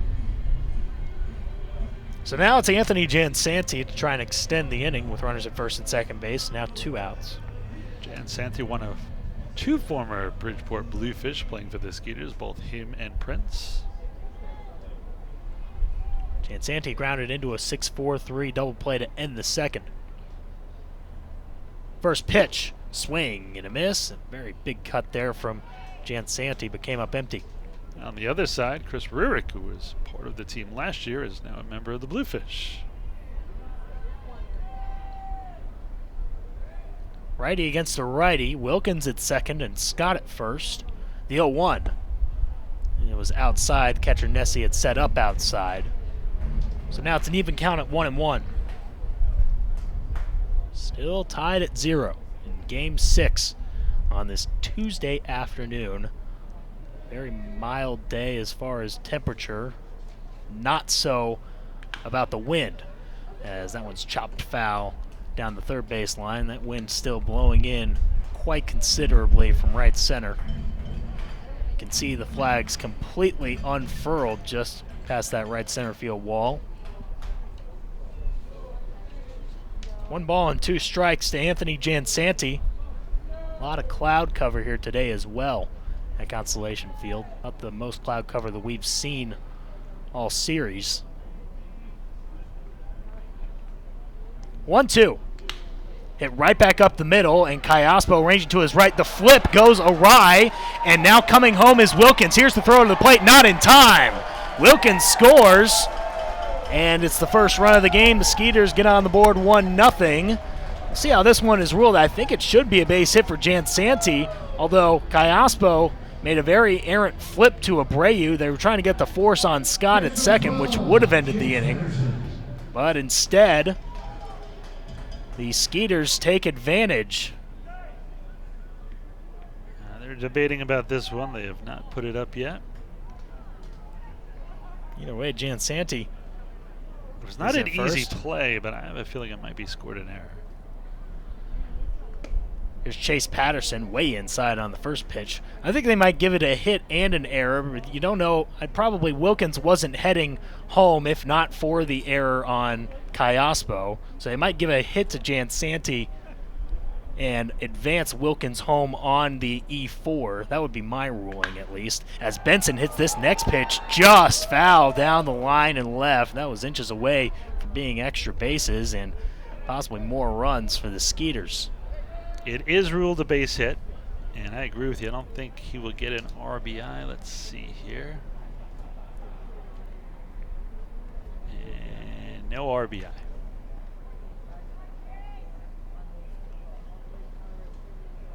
So Wilkins comes home on the E4. But Jansanti does get the base hit, and the 1-1 pitch to to Patterson is just low for ball 2, so make it 2 balls and a strike. Patterson a strikeout victim in the third inning. So that run for now is unearned. Or check that. I think they may have given an RBI to Jansanti. Nope, they did not. They put the error on the board there. So it is unearned as well. Chase Patterson swings and misses to make it 2-2. Well, it's unearned for now, depending on what Patterson does here.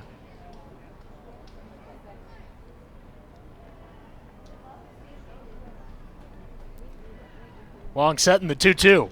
On the ground to the third baseman, Cuevas come to the bag, and he steps on third to get the force. So, the Skeeters are on the board first with a run on 3 hits, an error, and 2 men left on base. After 4, it's 1-0 Skeeters.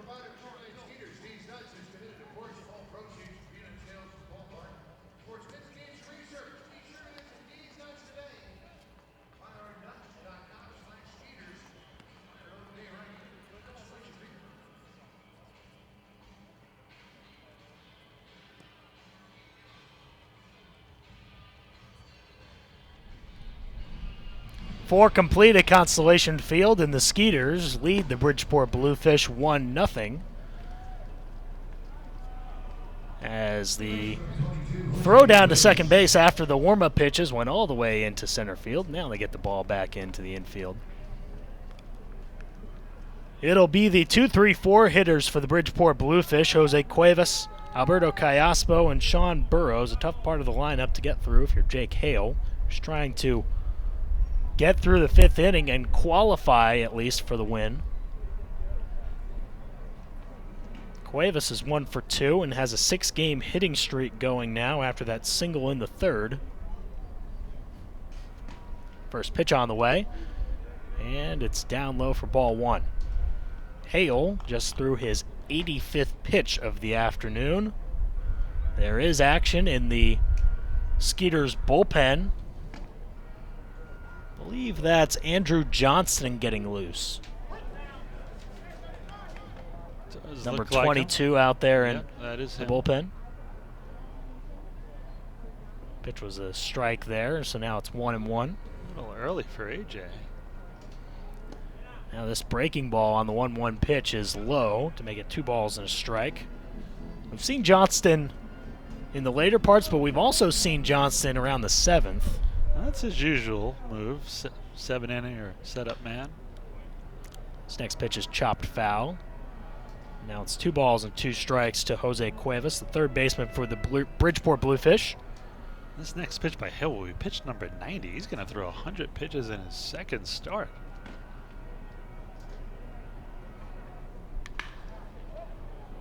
Here is that pitch. The 2-2 is hit high in the air to left center field. Over a few steps is Jan Santi from his center field position. He makes the catch for out number 1.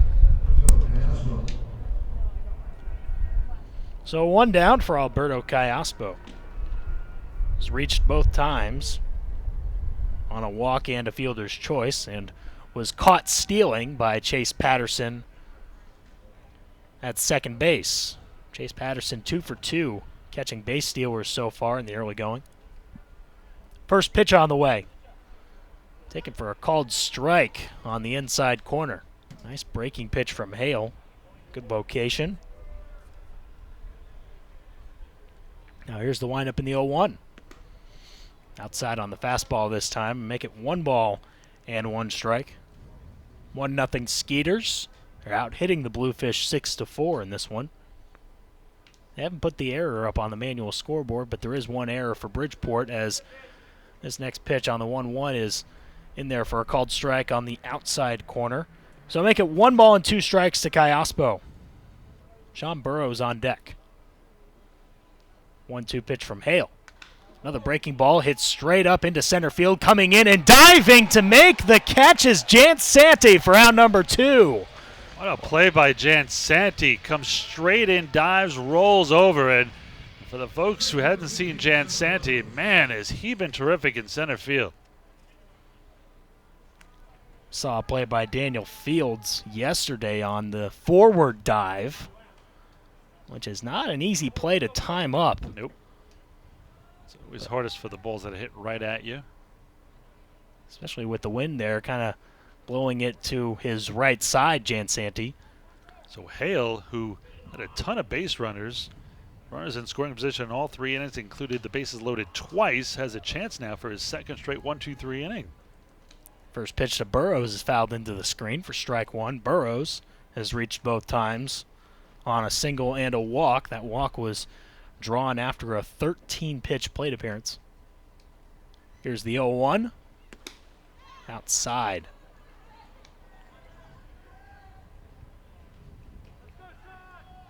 It's 95 pitches now for Hale.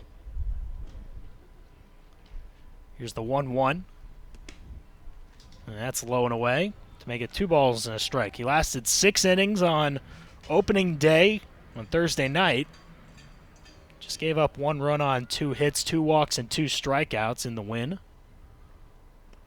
Gary, for a guy who was not a pitcher in his major league career, always likes to give his, especially his starters, a chance to get through 5 and qualify for a win. In this game, where there's only been 1 run here in the 5th and being 1 out away, he'd really like to Hale to get out of this inning and qualify. 3-1. Hit in the air to center field. Going back into left center is Jan Santi, and he makes the grab. He completes all 3 outs for Jake Hale in the 5th inning. And after 4.5 at Constellation Field, it's Skeeters 1, Bluefish nothing.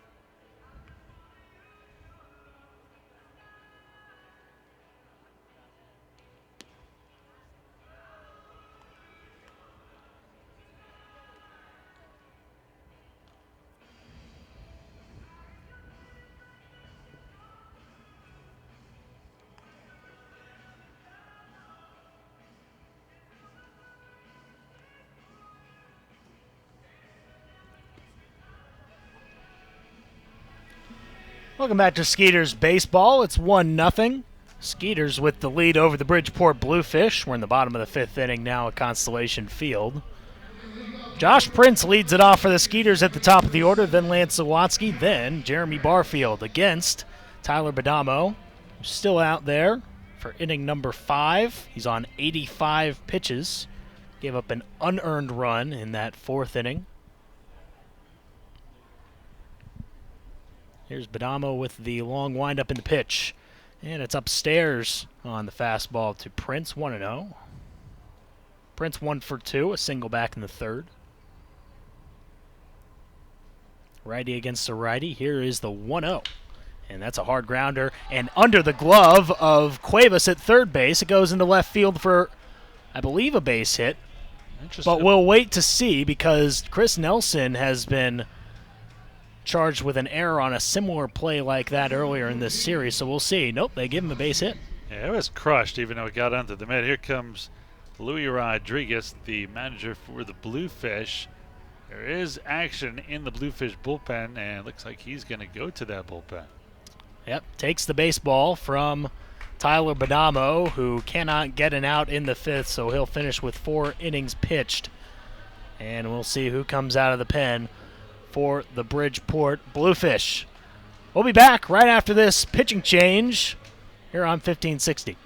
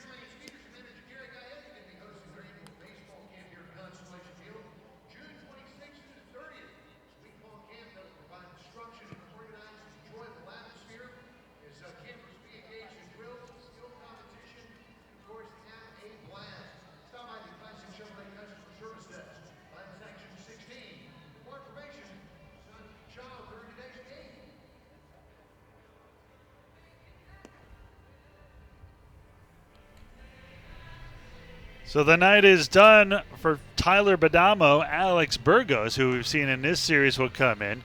Number 12, the left-hander, 5'11", 195 from Kissimmee, Florida. He's been as high as AAA. Last pitch in the Dodgers system in the Cal League for Rancho Cucamonga. He'll take over here, and not even going the distance, not even qualifying or going 5 innings anyway for Badamo, who really had a much lower pitch count than Jake Hale, who threw 99. Burgos, so far in this series, 3 runs, 6 hits, 3 walks, and a strikeout in 2 innings. A former 5th-round pick of the Tigers in 2010 out of State College of Florida.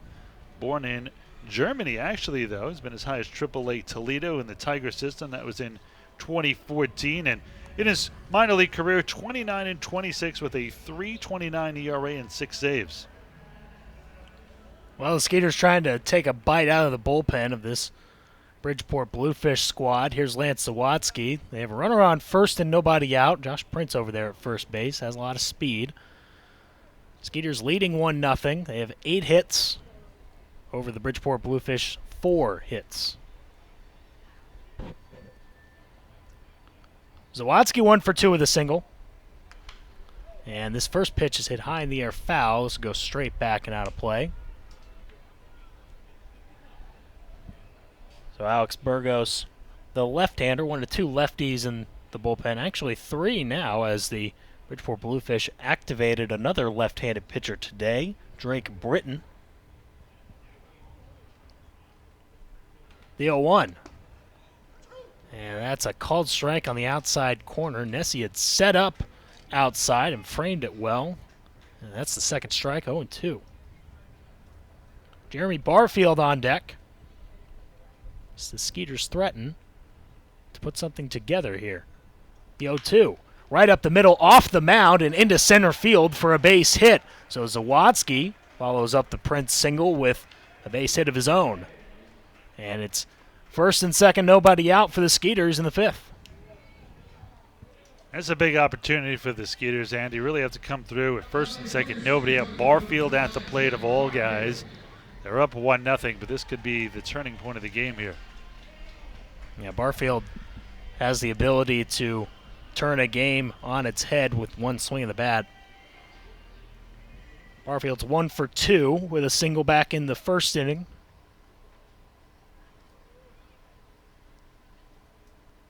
Burgos with a long pause, looking at second base. And here's the pitch to Barfield. In the dirt, kicks away from Nessie. Going to third is Prince. Going to second, Zawatsky. They'll both be safe. That should be a wild pitch. Yep, kicked off the dirt.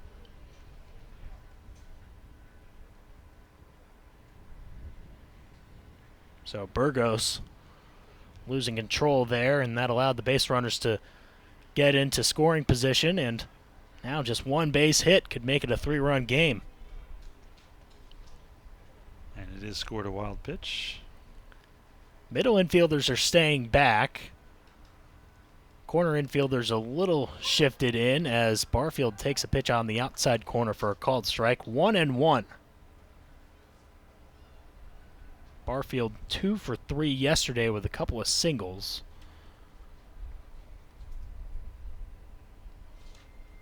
The Skeeters only had 3 total base hits in the game, so Barfield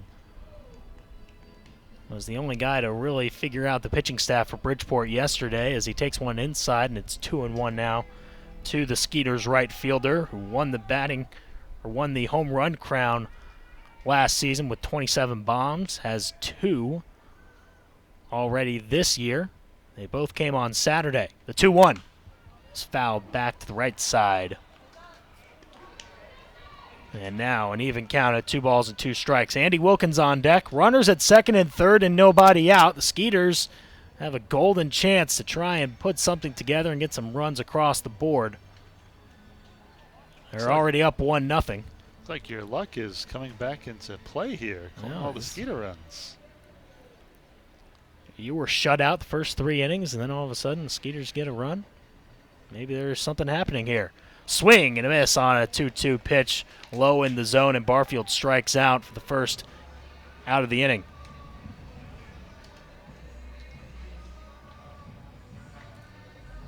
So that'll bring up Andy Wilkins, who scored the lone run of the game so far in the fourth inning. He came home on an error by the second baseman Cayaspo after an infield single by Jansanti. Lefty against a lefty as Burgos deals home, and Wilkins hits this hard but foul down the first base line.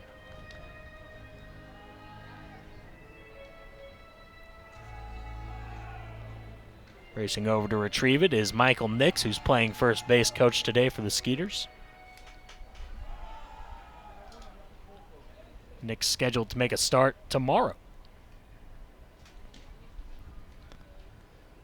Here's the 0-1.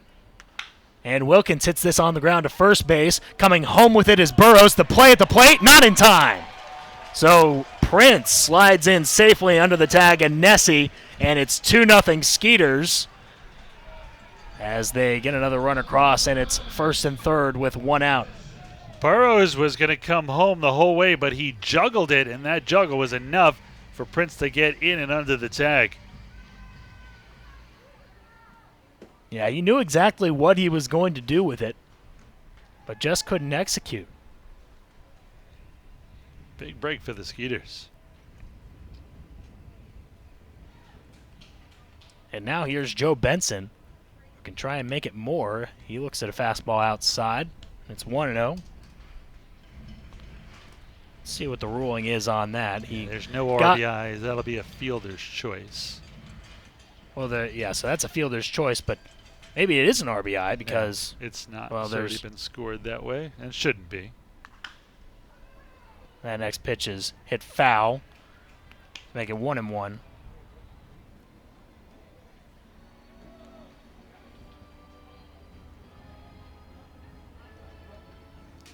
So it's 2-0 Skeeters now in this bottom half of the fifth.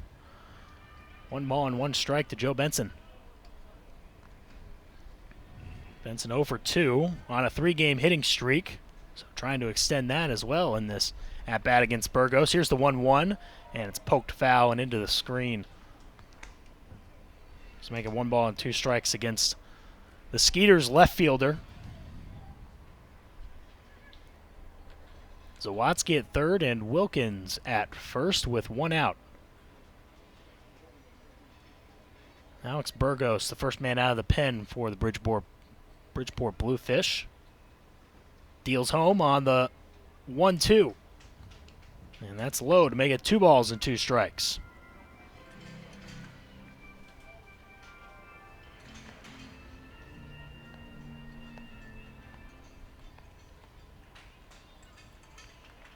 Wind still blowing in from right center pretty fiercely as the 2-2 comes home.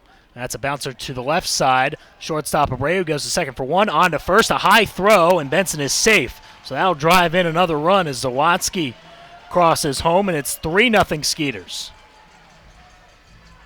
Skeeters caught another break there. Very quickly turned by Abreu, but the throw from Cayaspo was high. Pulled Burrows off the bag, otherwise they're out of it. Will be an RBI for Benson now.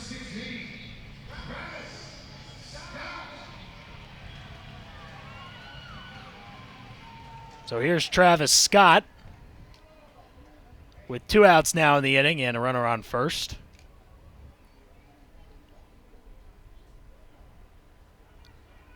Here's the pitch from Burgos, way inside. Backed up Scott, and a nice stab by Nessie to keep that from going to the backstop. Travis Scott, a couple of singles in this game already. He's 2 for 2. Needed this kind of game. Kind of off to a slow start in the series, was 3 for 15 in the first few games of the season. 1-0 with the runner going. Swing and a miss by Scott. The throw to second base, not in time. Benson steals the bag there and gets in scoring position with 2 outs. Benson's first swipe.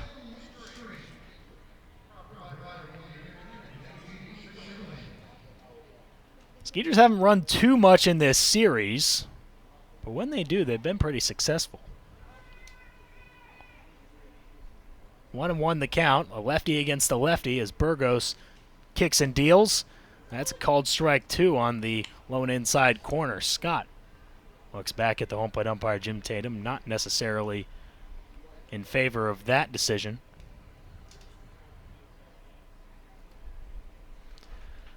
"3-0 Skeeters now in the bottom half of the 5th inning.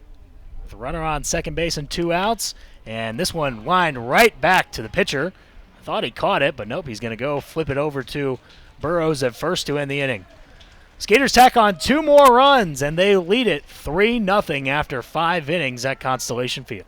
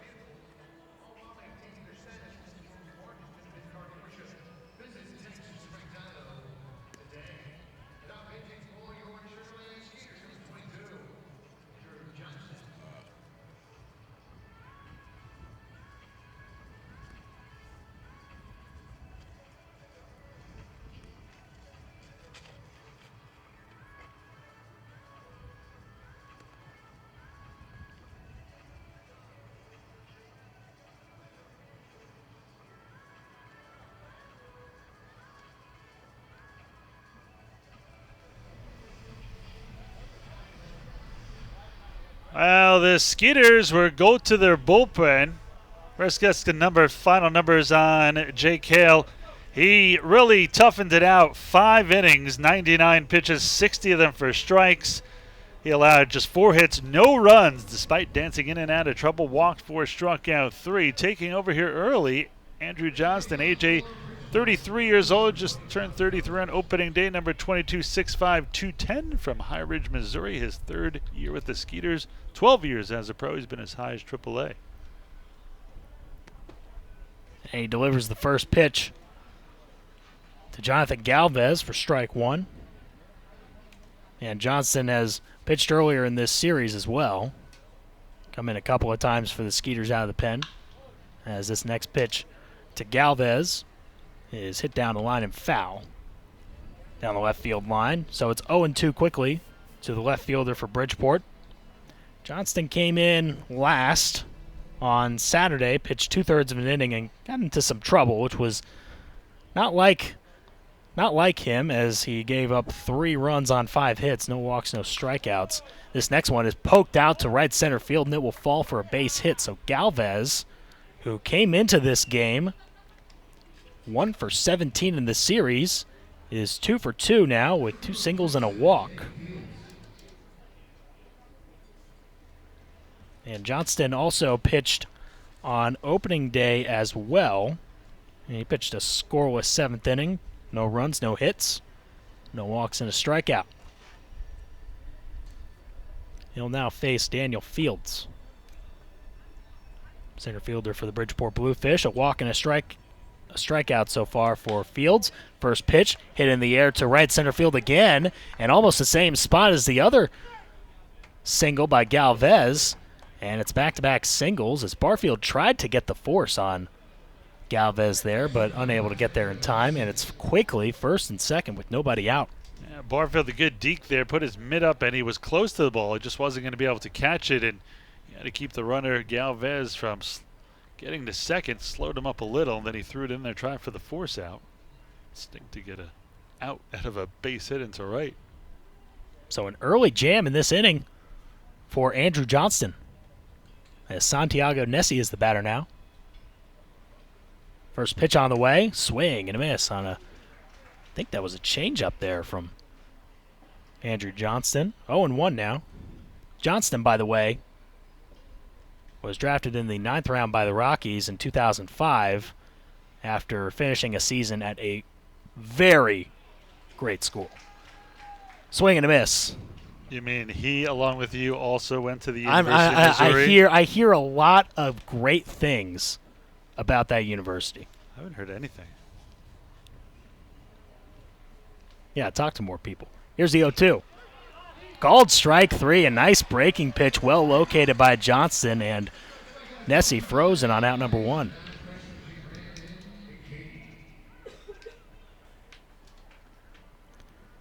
So that's the first out, and a big one at that for Johnston with runners at first and second base.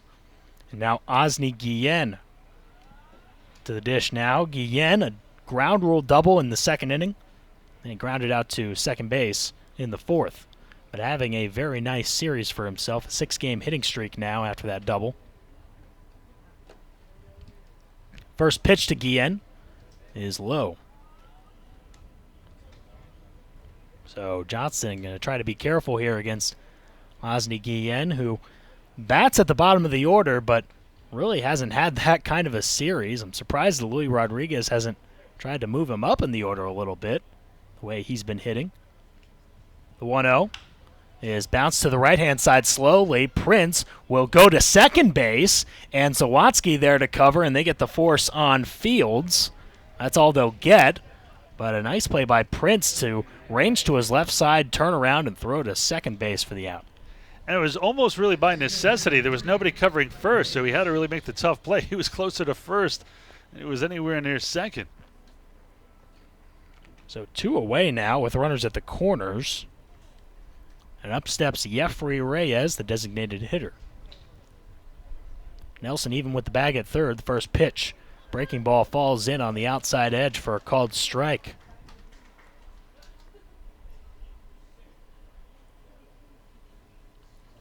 Reyes, 0 for 3 yesterday, 0 for 2 so far today. The 0-1 is hit in the air to center field. Going back now is Jansanti. Will he get there? No, as it goes all the way to the track. 1 run scores, getting a stop sign, but running through it is Guillen. The throw to the plate is not in time. Guillen ran through the stop sign from Luis Rodriguez, the third base coach, but he scores anyway, and Bridgeport gets on the board thanks to a 2-run double by Jeffrey Reyes. Man, did that ball carry, and usually it's not carrying that well out there towards left center. I thought it was going to be a routine out to Jansanti, and that one just kept carrying away from him. Yeah, it didn't seem that off the bat that was hit very hard, but it just seemed to keep on going and drifting away from Jansanti there. A pickoff move to second base, and they got him. Zawatsky sneaking behind the runner Reyes, who can't get back to second base in time, and that's a 1-6 pickoff to end the inning. But Bridgeport does shrink the lead for the Skeeters as we head to the bottom half of the 6th inning. It is Sugarland on top 3-2. We'll be back after this.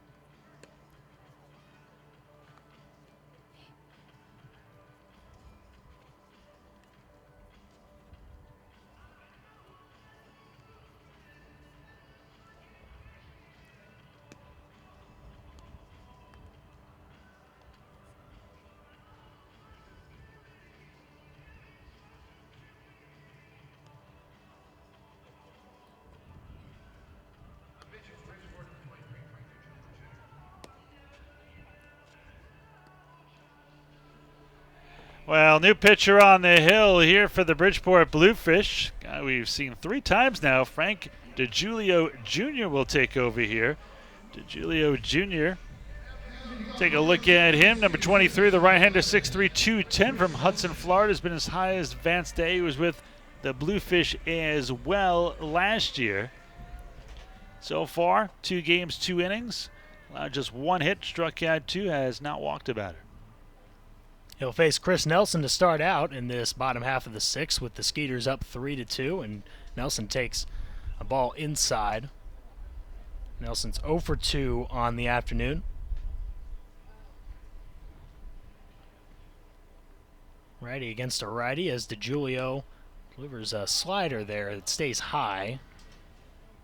DiGiulio drafted 3 times. First time in the 44th round by the Cubs in 2009, then the 45th round by the Indians in 2010, and then finally the 38th round by the Angels in 2011. One of those 3-time draftees. The 2-0. On the ground to the shortstop, Abreu. He scoops it up and throws to first base. A 1-hop throw and picked out by Burrows for the first out. Burrows made that look easy. That thing just sunk at the last second on him. Yeah. Bit of a sidearm throw as well from Abreu. Kind of caused that. Getting back to DiGiulio, usually when you're drafted 3 times, you kind of steadily improve. He didn't improve that much in his draft picks. 44th, 45th, and 38th.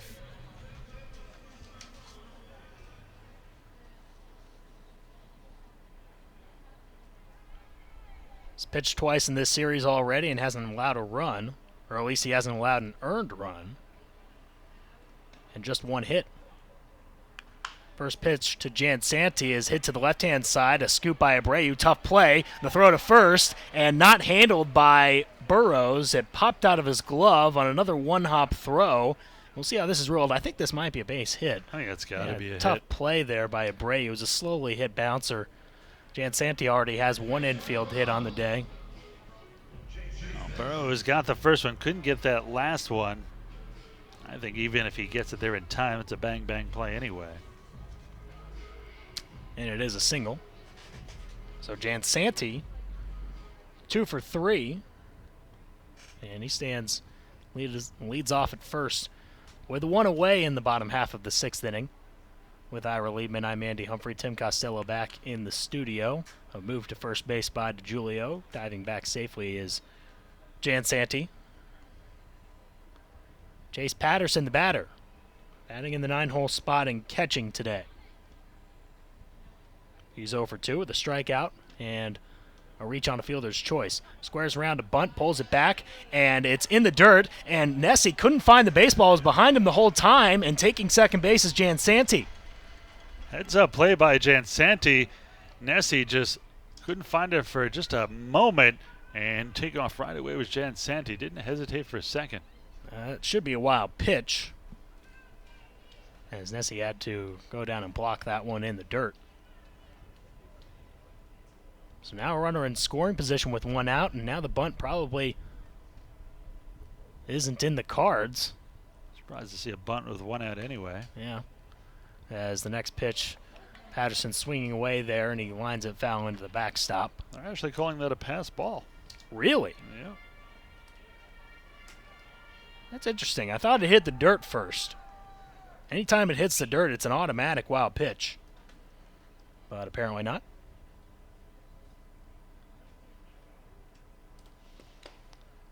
Swinging a foul tip into the mitt of Nessie. 1 ball and 2 strikes now to Patterson.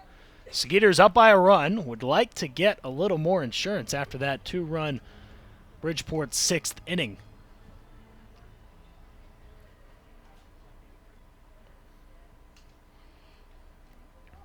DiGiulio set. And here's the 1-2. Low and away. On the slider there. Tried to get Patterson to chase, but no dice, and it's now 2-2. Big opportunity here for the Skeeters if they could take advantage after Patterson get back to the top of the order with Prince, Zawatsky, and Barfield. Yeah, Patterson, all he's trying to do is turn the lineup over. The 2-2. Hit foul and over the screen. Patterson, in his 2nd start of the season, he started behind the plate on Saturday, went 1 for 4 with an RBI. Has paid dividends so far defensively by catching a couple of base stealers.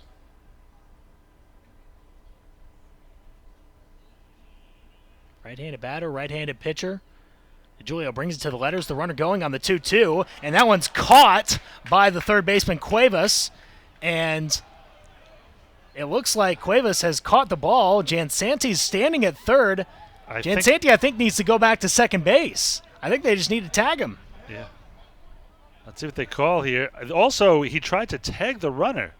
So the question is, that a double play either way?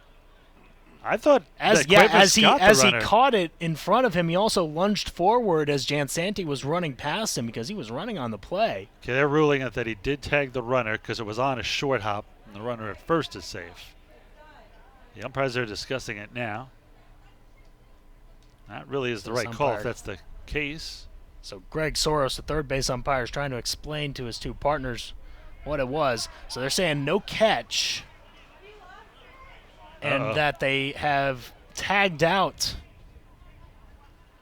the runner Jansanti. Luis Rodriguez now pleading with Greg Oros on this. He thinks that one was caught. I thought it was too. I didn't. I thought it was a short hop because he kind of trapped it. Very close. Smothered it. What Luis Rodriguez is arguing about, if he catches it in the line and he tagged the runner, that would be a double play. The inning to be over. A little disgusted. Waves his hands. Now he's going back for more. That's just going to be a 5 and assisted. So Patterson reaches on the fielder's choice. And he's at first with 2 down. And the top of the order is to the plate now, Josh Prince. So Prince with a 2 for 3 day so far with a run scored. Came around the plate in the 5th inning.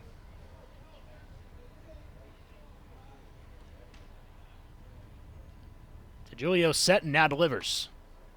Nice pitch. I thought it caught the inside edge, but no dice, says Jim Tatum behind the plate. And it's ball 1. Now DeJulio set again for a 1-0 to Prince. Here it is. Low and away this time on the fastball. Nessie with a nice stab. And it's 2 balls and no strikes. Nobody getting loose in the Bridgeport bullpen. Looks like there's a little bit of action for the Skeeters. It could be Dustin Richardson. Let's see. It is a left-handed pitcher. It's the only lefty out there. I believe that is. Next pitch is a check swing and a foul tip off of the shaft of the bat by Prince, so it's a 2-1 count now to him with Lance Zawadsky on deck. It's 3-2 Skeeters in the bottom half of the 6th inning. Skeeters out hitting the Bridgeport Bluefish 7-10. 2-1, another check swing, but this one's into right field, and that'll fall for a base hit. An excuse me swing there by Prince, but he ends up reaching.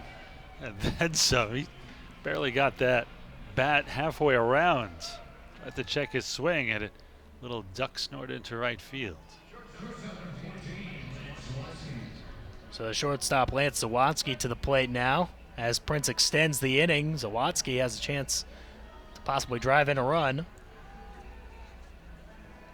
Zawadsky 2 for 3 as well. A couple of singles and a run scored. Skeeters have done much better at the plate today. They came into this game scoring just 1 run in the last 18 innings. Had an offensive explosion on Saturday, 13 runs on 13 hits, but then the next 2 games after that, nada. Just 1 run. And upstairs on the first pitch to Zawadsky for ball 1.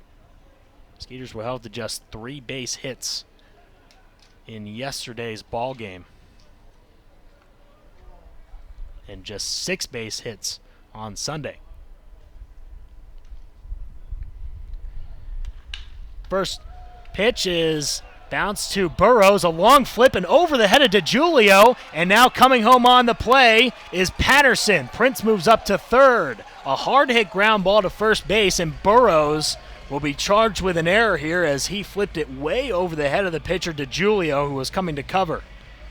And it's 4-2 Skeeters now in the 6th. And Nessie was hoping it was going to work out, that high flip would come all the way home. All he could do is stand there and be helpless, but the ball came over near the mound, and then once he went for it, a heads-up play there by Patterson. He knew that nobody was at the plate. Well, it's not the way we were talking about it, but they have gotten up Prince, Zawadsky, and now Barfield. Barfield the chance to give a little more insurance on this one. That run that just came across will be unearned, and so will every other run in this inning as Barfield calls time and steps out and now quickly steps back in. Runners at the corners now with 2 down. DeGiulio kicks and deals. Low and away on the fastball. Barfield is 1 for 3. Single came way back in the 1st inning. So no RBI for Zawadsky there on the E3. Charge to Burrows. That's the 2nd error of the game for the Bluefish. Runner going to second base. The pitch is inside. The throw goes into right center field. Coming home is Prince. Cayaspo was there to cover, but he didn't even chase the throw from Nessie as it sailed into right center field, and another run comes in on another error. And that's going to go as a double steal because Prince was already moving. They were going to have to cut that throw off and come home. Going to go down as a steal of home.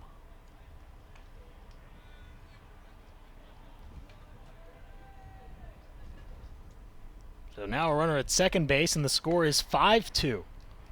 With the Skeeters on top, the 2-0 to Barfield. Upstairs, 3 balls and no strikes. DeGiulio having some trouble finding the zone.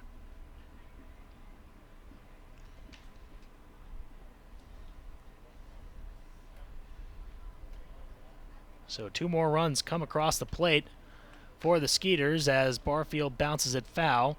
And a nice answer by the Sugarland offense after Bridgeport put up a couple of runs in the top half of this inning.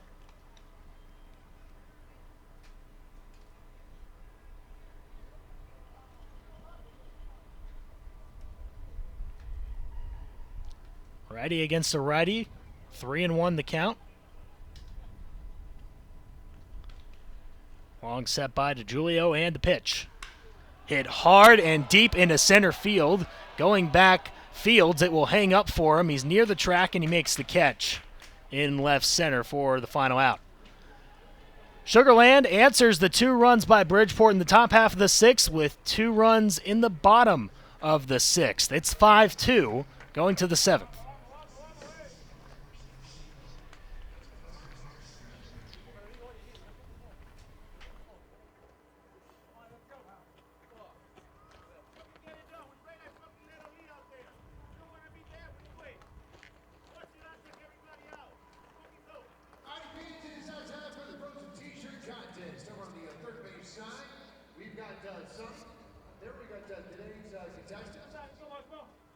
All right, Donnie and Danielle are going to be going at it with the frozen t-shirts. On your marks, get set, go!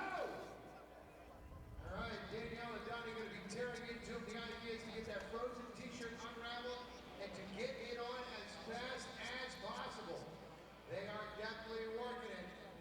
Oh, Donnie's got an arm in there. See how fast he can go? We got to get another arm. Looks like Danielle's got an arm there. She's got a both. Danielle's got an arm. Danielle is the winner of the frozen t-shirt contest. Very well done. Frozen t-shirts brought to you by your team.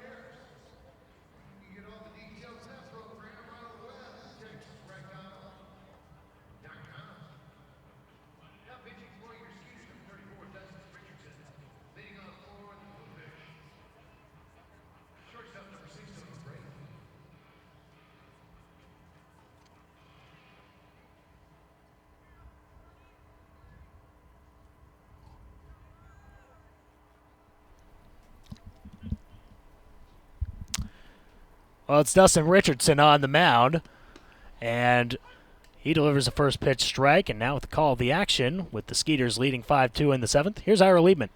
Thanks a lot, Andy. Skeeters have a little bit of breathing room. They're allowing a couple to get one back. 4-2 Sugarland in front here. Big swing and a miss. No balls and 2 strikes to count here to the leadoff hitter, Tony Abreu. Abreu 0 for 3. He has grounded out, flied out, and struck out. The 0-2 down low in the dirt. 1 ball and 2 strikes to count. AJ allowed 2 after it looked like he was going to get out of it on a ball hit to center. The ball just kept carrying over the head of Jansanti. He's got 2 RBIs, made it a 3-2 game, but the Skeeters got a run here in the bottom of the 6th. This one hit out to center. Jansanti is there this time on a line drive to center, and that is out number 1. So 1 out, none on. Jose Cuevas will step in. He is 1 for 3 officially. He has grounded out the 3rd, singled and flied out to center.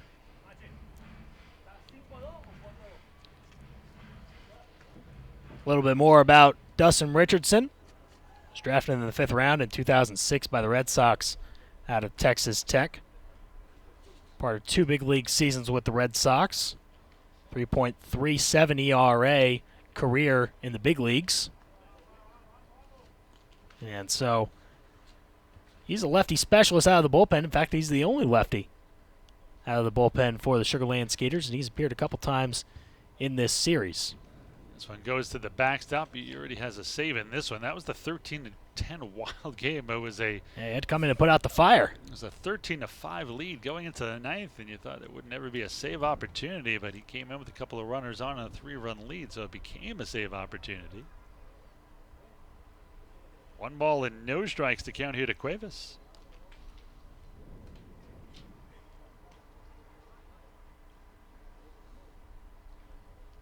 Gary might have to look for another lefty. There's no lefties in the starting rotation, and only Richardson in the bullpen.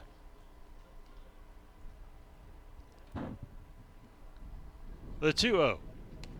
This one is a strike on the inside corner. Good pitch by Richardson. 2 balls and 1 strike to count. Richardson, a former big leaguer.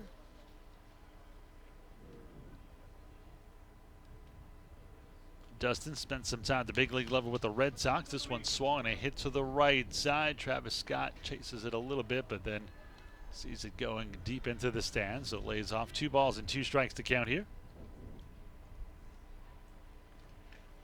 Richardson with the Ducks last year, 1-3 with a 3.51 ERA.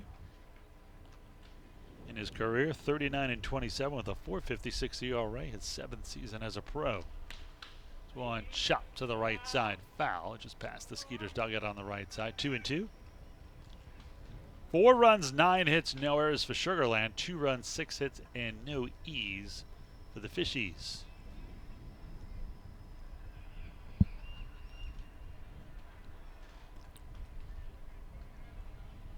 The 2-2.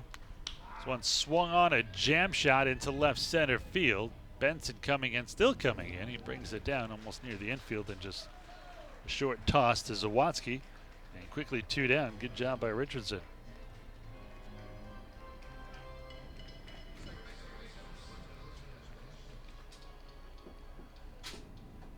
Skeeters got a run in the 4th, a pair in the 5th, 1 in the 6th. Bridgeport got both of their runs in the top of the 6th, and that's where we stand here, 4-2. Sugarland in front.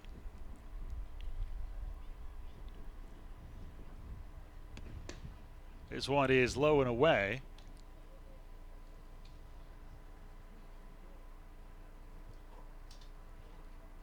One ball and no strikes to count here to Cayaspo. Top of the 7th inning. Skeeters are leading 4-2.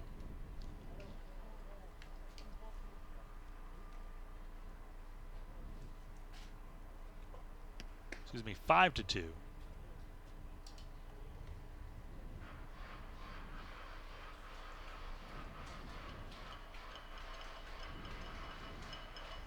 Scoreboard out here is incorrect. It has 4-2. The 3-0 by Richardson. This one a strike down the middle, 3-1 the count.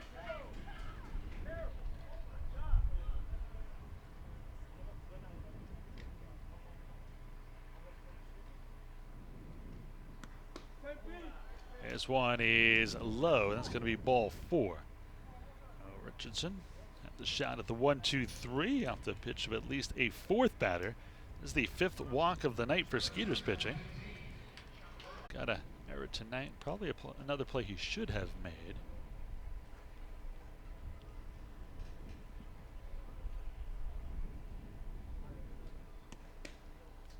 This one is low and in. 1 ball and no strikes to count.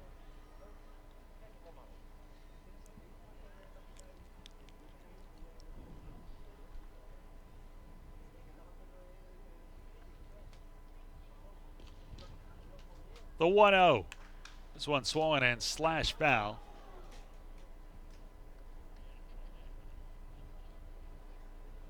A 1 ball and 1 strike to count.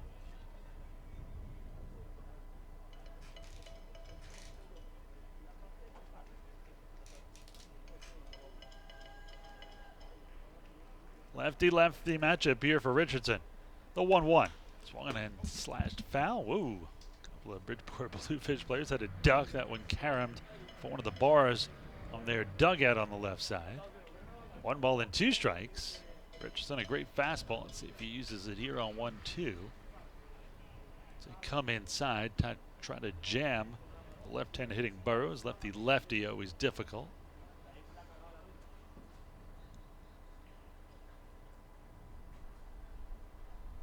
The 1-2. Swung and hit down the left side way into the seats. Count remains 1 ball and 2 strikes. Richardson now going to deliver his 20th pitch. So far 11 strikes and 8 balls.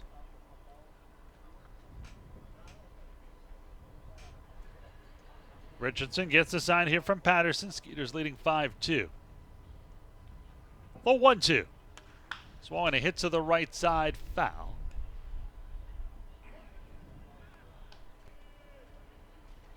Always a good at bat by Sean Burrows. Had a 13 pitch at bat earlier in this game.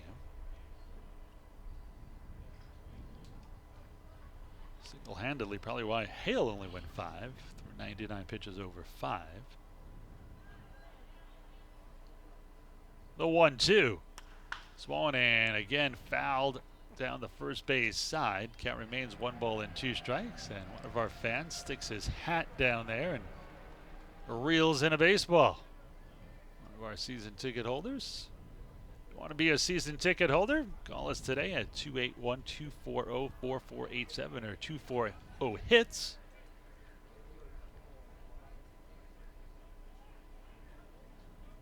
He set up inside. Richardson going to chase back the runner at Kayaspa, who does have speed, and with 2 outs on a 1-2 count, probably a good idea. Runner very likely to go, and if he gets caught, then the batter gets a fresh count next inning.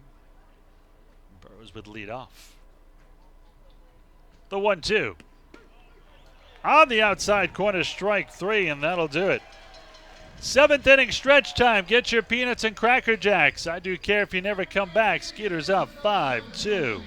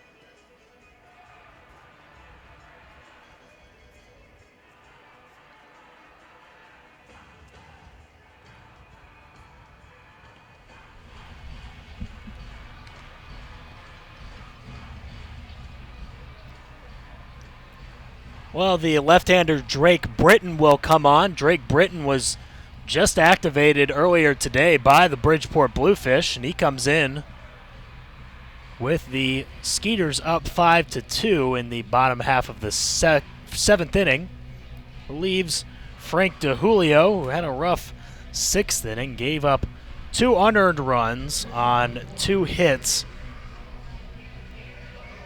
Didn't walk anybody and didn't strike anybody out. So DeJulio does not hurt his earned run average, but his team is down by 3 runs. So in comes the 4th pitcher of the day for Bridgeport, Drake Britton.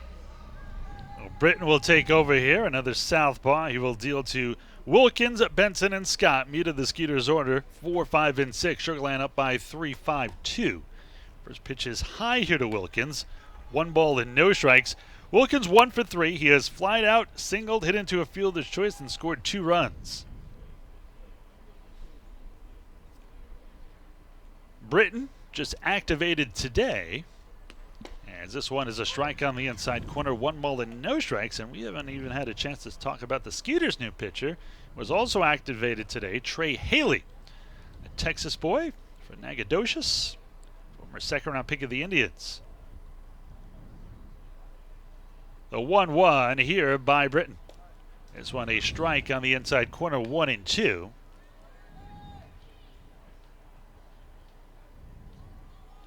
Britton spells his name Britton, not like Great Britain. They set up away, the 1-2. This one in the dirt. Splitter misses, 2 balls and 2 strikes to count.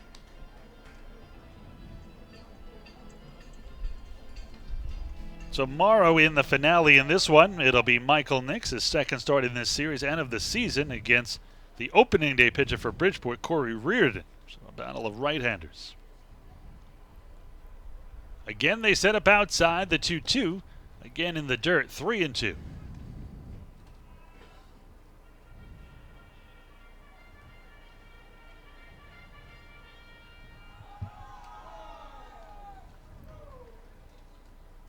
Tomorrow, kids get in free, all kids 12 and under. So you do not qualify, Andy. This one is high, ball 4. First walk of the night for Bridgeport pitching.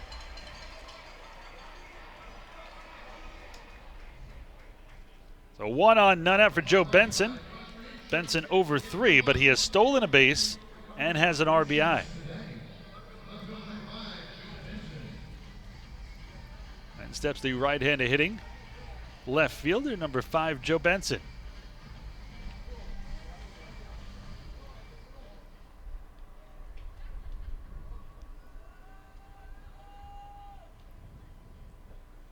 The lefty, Britton, takes a look in first. A very short lead by Wilkins, though, and he comes home. Fastball for a strike on the outside portion of the plate. No balls and 1 strike to count.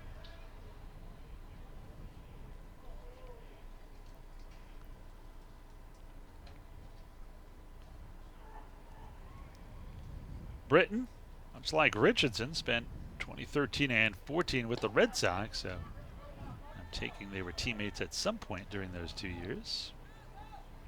1-1 with a 2.93 ERA at the big league level. Did not have a big league save. He's from around here. He's from Tomball. Another 2 Texas guys on the mound. Nice. That's a Tomball High School. This one is hit to the left side. They go to second for 1. The relay to first in time. There's a 6-4-3 double play, and just like that, 2 down. Well, that's yet another double play by the Bridgeport defense. That's the 7th of this series. Their defense has been spectacular. It was kind of a sore spot for them last year. Skeeters' defense was not great either. They were both near the bottom of the Atlantic League in defense.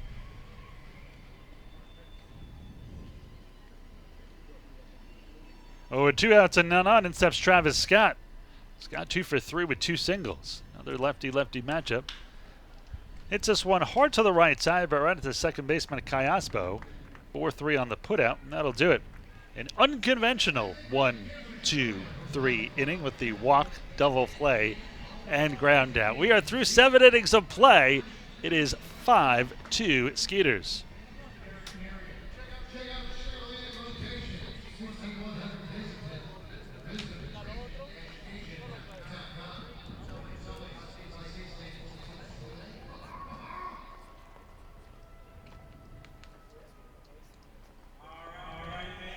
Yeah, I think the satellite's on. Yeah, but it doesn't come in. How do you hear? It's in the background. Well, yeah, but it's always in the background.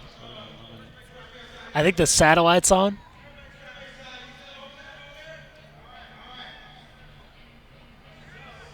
No, I still hear it. I hear something. I think it's a commercial. But like, there's two commercials. There's two different commercials. Oh wait, now I don't hear it.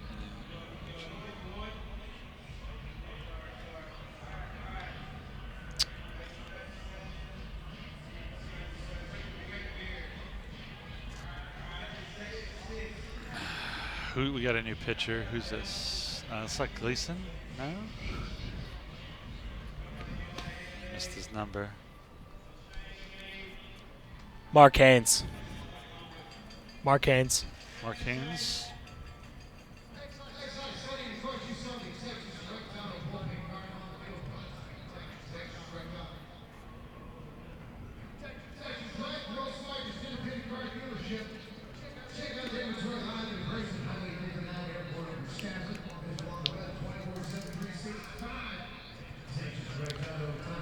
Well, the Skeeters will go to their fourth pitcher of the day as well, and they'll bring in the right-hander Mark Haynes, who's in his 7th year in professional baseball, all in the minor leagues. He spent some time in independent ball. Last season was with the Skeeters and had no record with a 3.37 ERA through 3 games. Spent most of 2016 with the Kansas City T-Bones, where he went 5-2 with a 3.25 ERA in 40 games. He had 50 strikeouts and 31 walks. And Haynes, if I'm not mistaken, is making his 2nd appearance with the Skeeters this year. He had a scoreless inning in the 9th when they lost to the Bluefish on Friday. Comes in relief of Dustin Richardson, who had a scoreless 7th inning. No runs, no hits, a walk and a strikeout for Richardson. Haynes, a local product, went to Rice. He'll pitch to Galvez, Fields, and Nessie. First pitch misses low, 1-0. Galvez so far, perfect afternoon. Been on base all 3 times with 2 singles, a walk, and scored a run.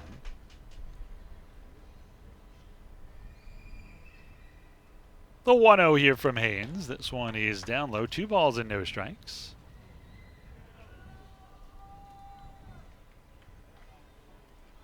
Skeeters are leading 5-2 here in the top half of the 8th.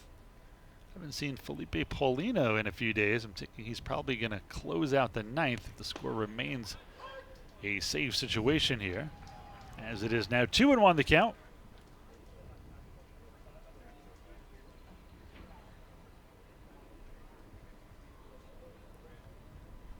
Haynes, literally local. He is a Sugar Land native, went to Austin High School. This one is grounded to short. Zawatsky gobbles it up, fires it to first in plenty of time, and there's 1 down.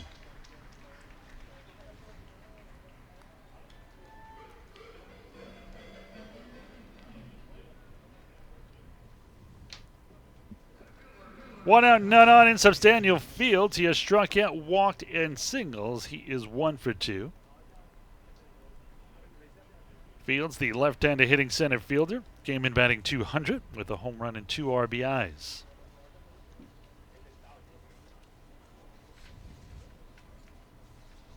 First pitch here by Haynes. This one is a little bit inside 1-0. A little more education for you. A little history on the Bridgeport Bluefish. They were founded in 1988. This is their 20th anniversary. They are one of the original 6 teams here in the Atlantic League. The 1-0. Big swing and a miss. 1 ball and 1 strike. Currently, Long Island Ducks owner Frank Bolton owns the team. Originally, owners include Mickey Herbert, Jack McGregor, and Mary Jane Foster. Ballpark there at Harbor Yard. The ballpark at Harbor Yard, as called, holds 5,300 people. This one is down low. That'll run the count to 2 balls and a strike. They were the first Atlantic League team to win 1,000 games. It is the oldest ballpark in the Atlantic League. They have made the playoffs 7 times. 4 trips to the Atlantic League Championship Series, including winning their lone title in 1999.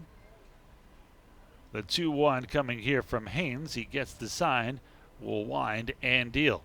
And this one is swung and hit out to deep left field. Benson on his horse, looking up. He plays it off the middle of the wall. Big throw into second, right just to the left of second.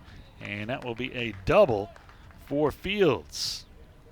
Yet another ball that seemed harmless off the bat, but then started carrying because of that wind blowing from right center field and just tailed away from the left fielder Benson as it one-hopped the wall and right. Or in left, I should say. A runner at second with 1 away for Santiago Nessie, who's 0 for 3. He has grounded out and struck out looking east of the last 2 times up. First pitch, big swing and a miss there. Oh, and another cool fact about Bridgeport, it is the home of P.T. Barnum. Really? Barnum and Bailey Circus, yep. And P.T. Barnum was actually the mayor of Bridgeport for a while. They have a P.T. Barnum Museum there in Bridgeport on the way to the ballpark. There's one inside, 1 ball, 1 strike, 1 out, 1 on. Skeeters leading by 3-5-2 here in the 8th. Covered everything today. Yeah. History, geography, language, math, language, yeah. 8 periods wrapped into this broadcast today. Well, now people are going to start shutting us off because they think this is high school all over again. Only if you're in high school will you shut us off. Right. The 1-1. This one is hit into center. Right there is Jan Santi. He'll bring it down for the 2nd out. Fields goes back to second, and there's 2 down. Osni Guillen will step in. He is 1 for 3. He has doubled grounded the second, hit into a fielder's choice, and scored. 5-2. Skeeters in front, trying to even up this game. Even up this series, at 3 apiece.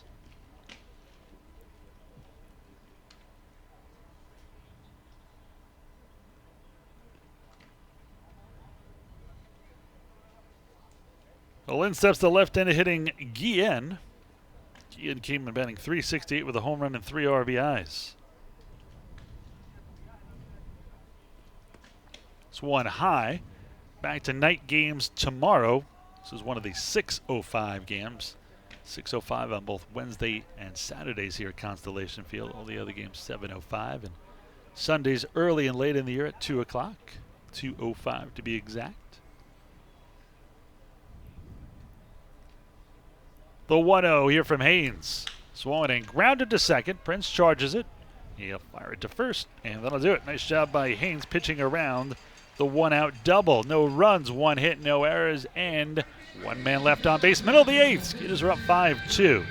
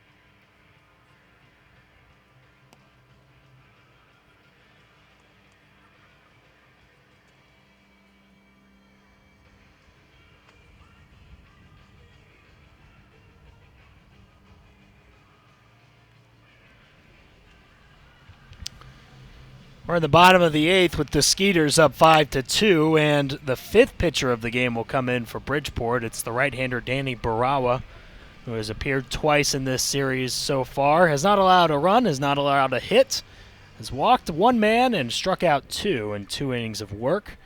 Danny Barawa coming in relief of Drake Britton, who made his Bridgeport debut in the 7th inning. A scoreless 7th inning at that, and no hits allowed, 1 walk and no strikeouts for Britton.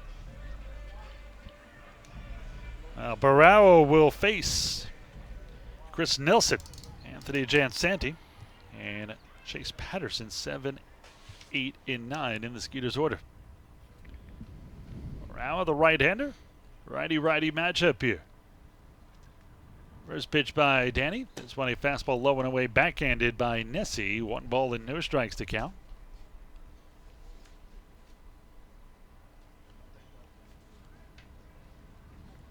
Barawa gets the sign from Nessie. He sets up away. And the 1-0. This one is a strike on the outside corner. Nelson kind of winced. I thought that was low and away myself. 1 ball and 1 strike.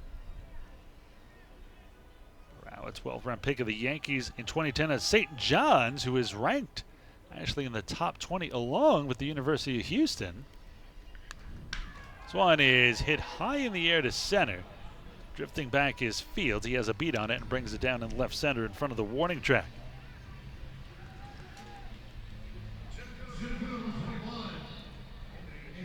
St. John's hasn't been good in a really long time. You're going back to the 80s with Frank Viola.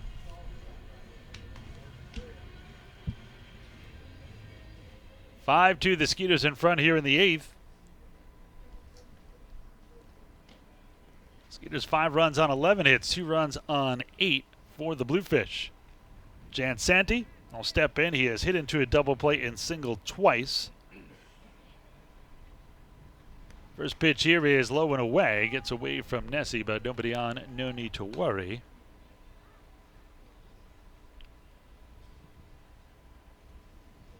Not a lot of sun today, but certainly nice weather. The 1-0 here from Barawa. This one a strike on the inside corner. 1 ball, 1 strike, 1 out, none on. Skeeters leading by 3, 5-2 here in the 8th. Action in the Skeeters pen. I'm going to guess that's Felipe Paulino, and it is.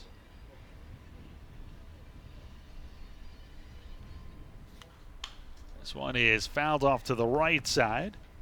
1 ball and 2 strikes to count.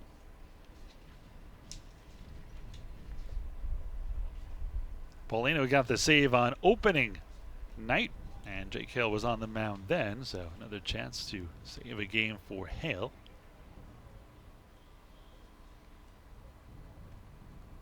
The 1-2. This one way outside, and Nessie did everything he could, but a messy pitch by Barawa. 2 balls and 2 strikes to count.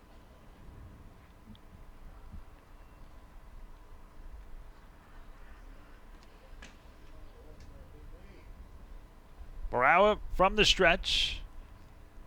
The 2-2. This one is low and in. That'll run the count full. 3 balls and 2 strikes.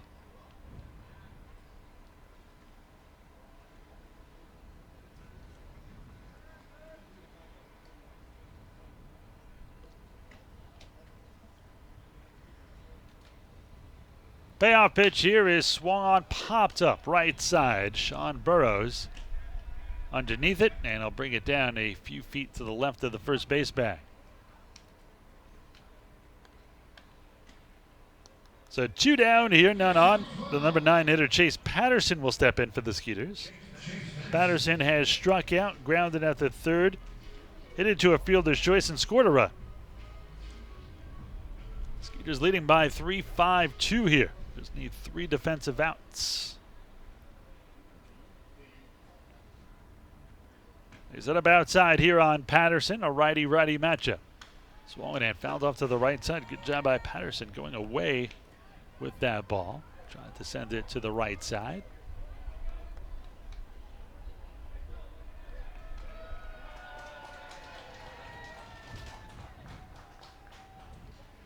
Barawa gets the sign. Again, they set up outside. And the 0-1. This one backhanded on a short up by Nessie. Man, Brow is really making his catcher work here.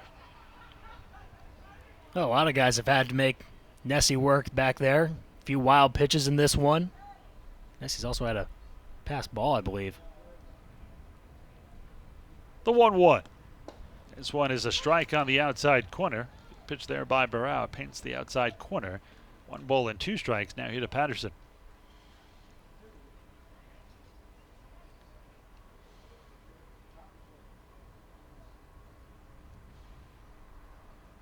The 1-2 coming here from Barrow. He'll kick, fire, swat, and miss to the ball low and away, and that'll do it 3 up, 3 down for Barrow. But the Skeeters, who are up 3, need 3 defensive outs for the win. We'll see former big leaguer Felipe Paulino trying to close it out. Skeeters up 5-2.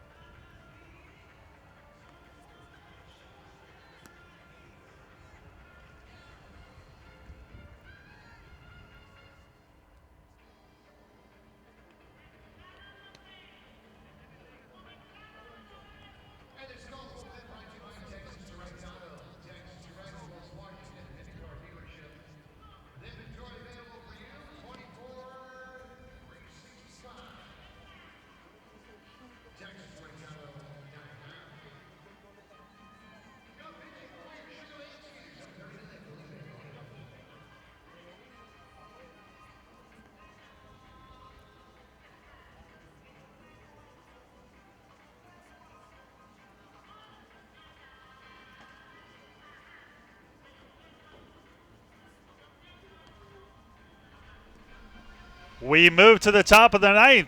As suspected, Felipe Paulino trying to close it out for the Skeeters for his 2nd save of the year. Skeeters are up 5-2. Mentioned UT and University of Louisiana Lafayette going to play later tonight. And joining me here, my old friend Craig Way, the voice of the University of Texas. Craig, how are you? It's great to see you, Ira. Great to be back in this wonderful ballpark. The guys are excited to be down here again. Of course, there's several Longhorns from the greater Houston area, so they're excited to be back here at Constellation Field. For the folks who are not following college baseball closely, give us a little update on UT and Sure. University of Louisiana Lafayette. What kind of matchup this is going to be? It should be a good matchup tonight. The Ragin' Cajuns from Louisiana Lafayette are on a bit of a roll. They've won 8 in a row. They popped back into the national polls this week at number 24, so it'll be a good opponent for Texas tonight. Now stepping in here is Jeffrey Reyes, bottom of the order to start. The number 9 hitter, Jeffrey Reyes, then back to the top with 1 and 2 with Tony Abreu and Jose Cuevas. Reyes 1 for 3 with a double and 2 RBIs. The 1-0. This one swung on and missed. Strike 1, 1 ball and 1 strike. I had a chance to interview Augie Garrido last year. That was a big thrill for me. What a great interview he was. I think I had one of his last, if not his last interview ever, maybe. Yeah, one of the last ones I'm sure that he did. That's for sure. Great guy and still with the university. One way inside, 2 balls and a strike. 2,685 fans here at the ballpark tonight at Constellation Field. And rarely are the Skeeters a warm-up act for another team, but it's going to be a pretty good game here tonight. It was fun last year, UT and U of H, with so many U of H fans Absolutely. here in the Houston area. That was a great crowd. Yeah. The 2-1, this one is high and outside, 3 balls and a strike here. I think we'll see a healthy contingent of Longhorn fans. Here's a great amount of UT alumni in the greater Houston area. Whenever Texas plays at Rice or at U of H at their ballpark, there's always a good turnout as well. So I think we're probably going to see that Longhorn fans turn out tonight as well. A lot of Longhorn fans everywhere. Swan swung and fouled off. I'm a Yankee fan growing up on Long Island. Yeah. It's like being a Yankee fan. They're UT fans everywhere. That's true. That's true. So they're both loved and despised all over. Texas. I was talking about Louisiana Lafayette having won 8 in a row. Longhorns have won 5 in a row now and starting to get on a roll under first-year head coach David Pierce, who's a Greater Houston area product. There you go. I love how you wrap it around all nicely for me. 3-2 is fouled off to the left side. He, of course, went to private school here in the Houston area. The brother-in-law of Gary Kubiak, the former Denver Broncos head coach. He's married to Gary's sister, Susan. And of course, David was the pitching coach for Wayne Graham at Rice when they won the national championship in 2003. So his roots are here in the greater Houston area. A payoff pitch here by Paulino, again fouled off. And you've been the voice of the University of Texas. We're speaking to Craig Way for a while. Is there a favorite sport that you enjoy doing? Because you do more than just baseball. You do a lot. I do the men's basketball, the women's basketball, the football, the baseball. It's I'll give you the cop-out answer, but I'll give you a good reason for the cop-out answer. This is me, Craig. You're not going to get around a cop-out answer. I'm going to put you on the spot. Swan is popped up left side. Nelson, the Skeeters' third baseman in foul territory, has room, and he brings it down. And there's out number 1. The Skeeters are 2 outs away from a win. The cop-out answer is to say you enjoy each sport in its season, and I do, and that's your favorite sport at that time. It's just that, and I think you probably know this, having done a lot of different sports, when you get to a certain time of year, you're kind of psychologically and mentally disposed of only thinking of that sport at that time. Like this time of year, the only thing that makes sense to me to be doing is baseball. So it was a little bit weird doing the spring football game last week, but I managed to get into it because there were nearly 30,000 fans to see the spring football game at home last Saturday. First pitch here is down low, 1 ball and no strikes to the leadoff hitter Abreu. What was your favorite sport growing up? Baseball. I was always a baseball guy. Now, it's funny, you're a Yankee fan. I was a Dodger fan, even though I didn't grow up in California. How'd you become a Dodger fan? It's a long and weird story, but I grew up in North Carolina, but my dad, who was a Yankee fan, had been there was something I liked about you. Yeah. One's a strike, 1 and 1. He went to both the 1952 and 53 World Series on his GI ID, got into the center field bleachers at Yankee Stadium for $1 in the 52 and 53 World Series. And he told me stories about the Yankees and Dodgers when he was a kid. And I was, a lot of different reasons, I guess.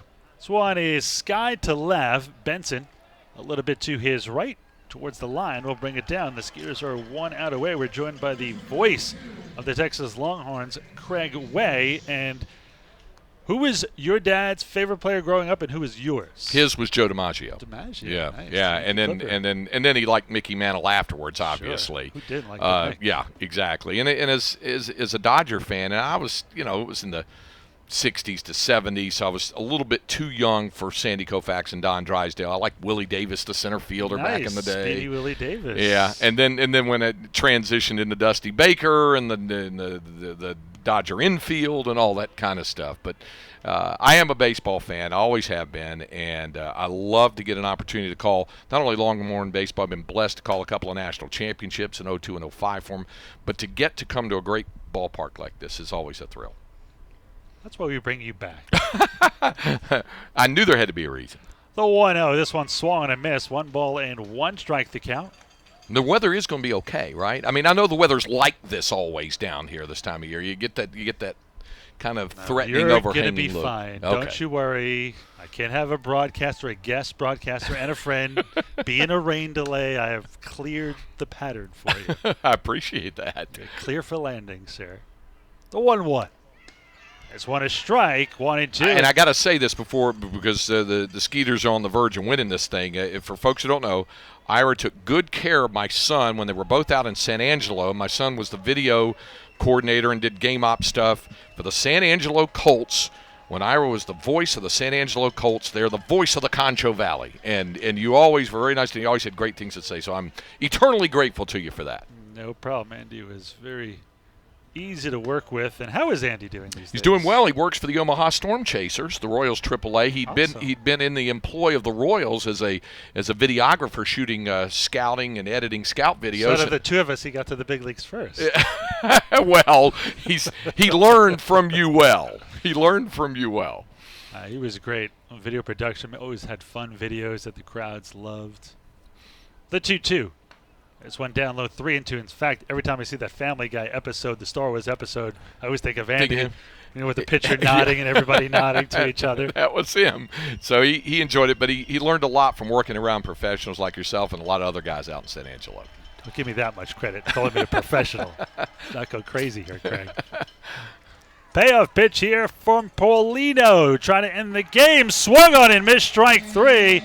And that will do it. Skeeters win 5-2. This series now tied at 3 apiece. Well, Craig, always a pleasure to have you. Great to see you again. Have fun here at Constellation Field doing UT and the University of Louisiana Lafayette later today. If you're listening, come down, watch the game. 6:30 start. Should be a ton of fun. And if you are listening and you are going to come to the ball game, bring along the radios. We got a ballpark frequency at 87.7 FM. We'll have our call with Keith Moreland, the 13-year big leaguer, joining me, and lifetime Longhorn. Thank you. It's great to be with you. Appreciate it. Voice of the University of Texas, Craig Way. Thanks for him joining us here. Final numbers 5-11-0 for the Skeeters, 2-8-4 for Bridgeport. We'll take a break. We'll come back. We'll give you the final numbers, highlights, our post-game interview, all that more when we return on the Skeeters post-game show in a moment.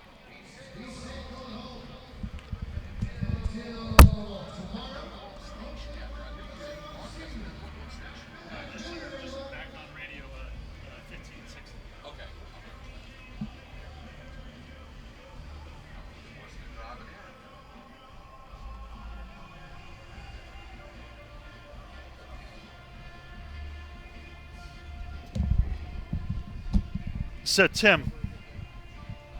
So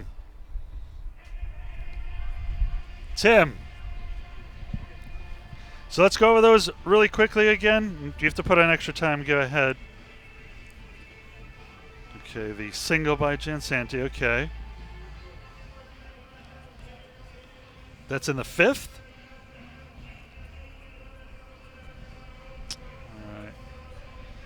All right, then what?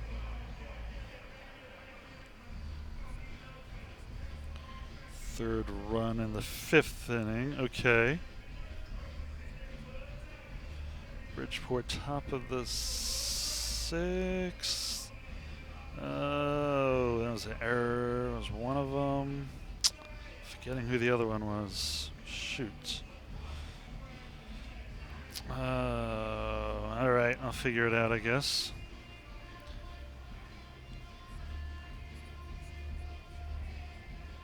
Which was bottom of 6? No. Okay.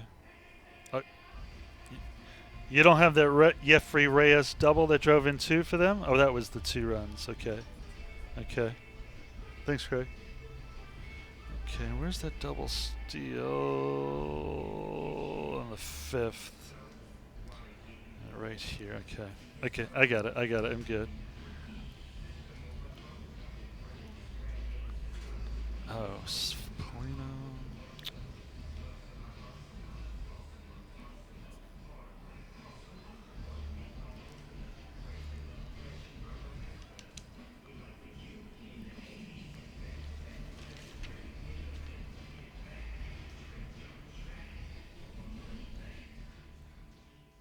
Welcome to post-game show. Well, an excited Ira Liebman as the Skeeters win this one by a final score of 5-2. 5 runs, 11 hits, no errors for the Skeeters. 2 runs, 8 hits, 4 errors for the Bridgeport Bluefish, who have really been spectacular defensive in the series before tonight. But just one of those games. It's only one game. With the win, the Skeeters improved to 3-3. With the loss, the Bluefish dropped to 3-3. Jay Cale picks up his second win of the season. He is 2-0. Felipe Paulino gets his second save of the year. Taking the loss was Tyler Badamo, and he drops to 0-1 in his first start of the year. 2,685 fans here at Constellation Field in the Skeeters' 5-2 win. Well, let's tell you how this one happened. Let's go over the highlights in this one. It was in the 4th inning, and it was the Skeeters who struck first. It was Andy Wilkins who led off with a single, a lineup to center by Joe Benson, a single by Travis Scott. Up came Anthony Jansanti, and Andy Humphrey had the call.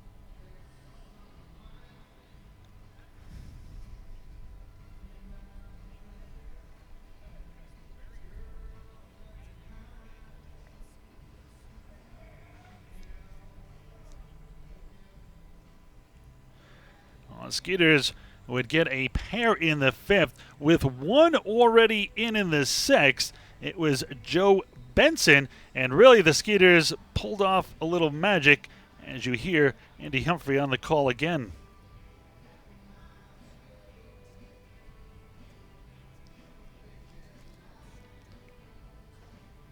Pardon me, that was a great catch by Jan Santi. That turned into a 1-2-3 inning, which was huge because Jake Hale was throwing a lot of pitches. In fact, he threw 99 through 5, and he had back-to-back 1-2-3 innings before getting out of it. But it was in the bottom of the 5th with the Skeeters already with a run in, and Joe Benson would drive in a run to make it 3-0.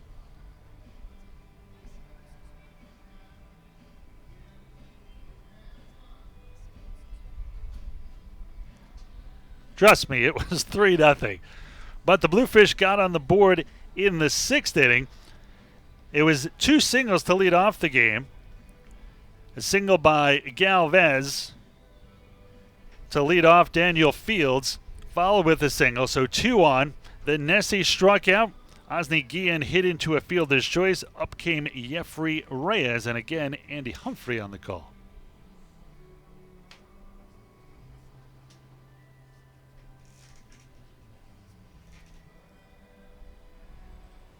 So 2 runs were in. Skeeters would get a couple of insurance runs in the bottom half of the 6th inning, and it was a nifty back end of a double steal with runners on the corners.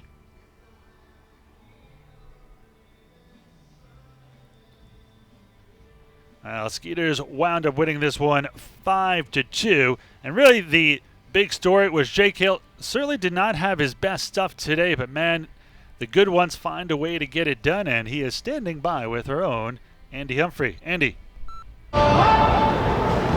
Thanks, Ira. I'm here with the winning pitcher today, Jake Hale, 5 scoreless innings. And Jake, you had to get out of a few jams in the early going to keep Bridgeport scoreless. How did you work through those? You know, I wasn't locating as well as I normally do. I thought I got a couple pitches taken away from me, but you know, it's just you have to focus back in and execute. That's all it's about. And you know, trying to get that rollover, that extra strikeout to get you through the inning. And you know, I just tried to execute every pitch that I threw. Your run support came a little bit later on in the game. Was it a little bit tougher to pitch through the first few innings with it being scoreless and being a tight game? You know, no, I know these guys are going to come around to swing the bats. I'm not really worried about that, but even when we do swing and, you know, we put up some runs, I still got to pitch like a 0-0. 2 straight wins now. How do you want to build off of this going on into the rest of the season? Just keep doing what I'm doing. Just going out there and attacking hitters, letting the guys play behind me, and, you know, let the hitters do their job. You know, these guys get paid to play well behind me, so, you know, I take a lot of pride in having confidence in them, so I'm not too worried about it. Just keep doing what we're doing. Well, Jake Hale 2-0 on the season, and the Skeeters win this one 5-2. Jake, thanks so much for joining us. Thanks for having me. We'll be back. Ira, back to you. Thank you, Andy. And he is indeed 2-0, so gotten 2 wins on the first homestand. A pretty good start. With the win, the Skeeters again improved to 3-3. Even their record at 500. Bridgeport drops to 500 at 3-3. Well, tomorrow it'll be Michael Nix. Nix 0-1 with a 1.50 ERA. Lost a pretty good pitching duel between him and Jonathan Albaladeo, but it will be the Game 1 starter who started the opener for Bridgeport, fellow righty Corey Reardon, who was 0-1 and got hit pretty hard, as a 9 even ERA to start. And now joining me back in the booth is Andy Humphrey. And Andy, pretty good win and a much needed one for the Skeeters.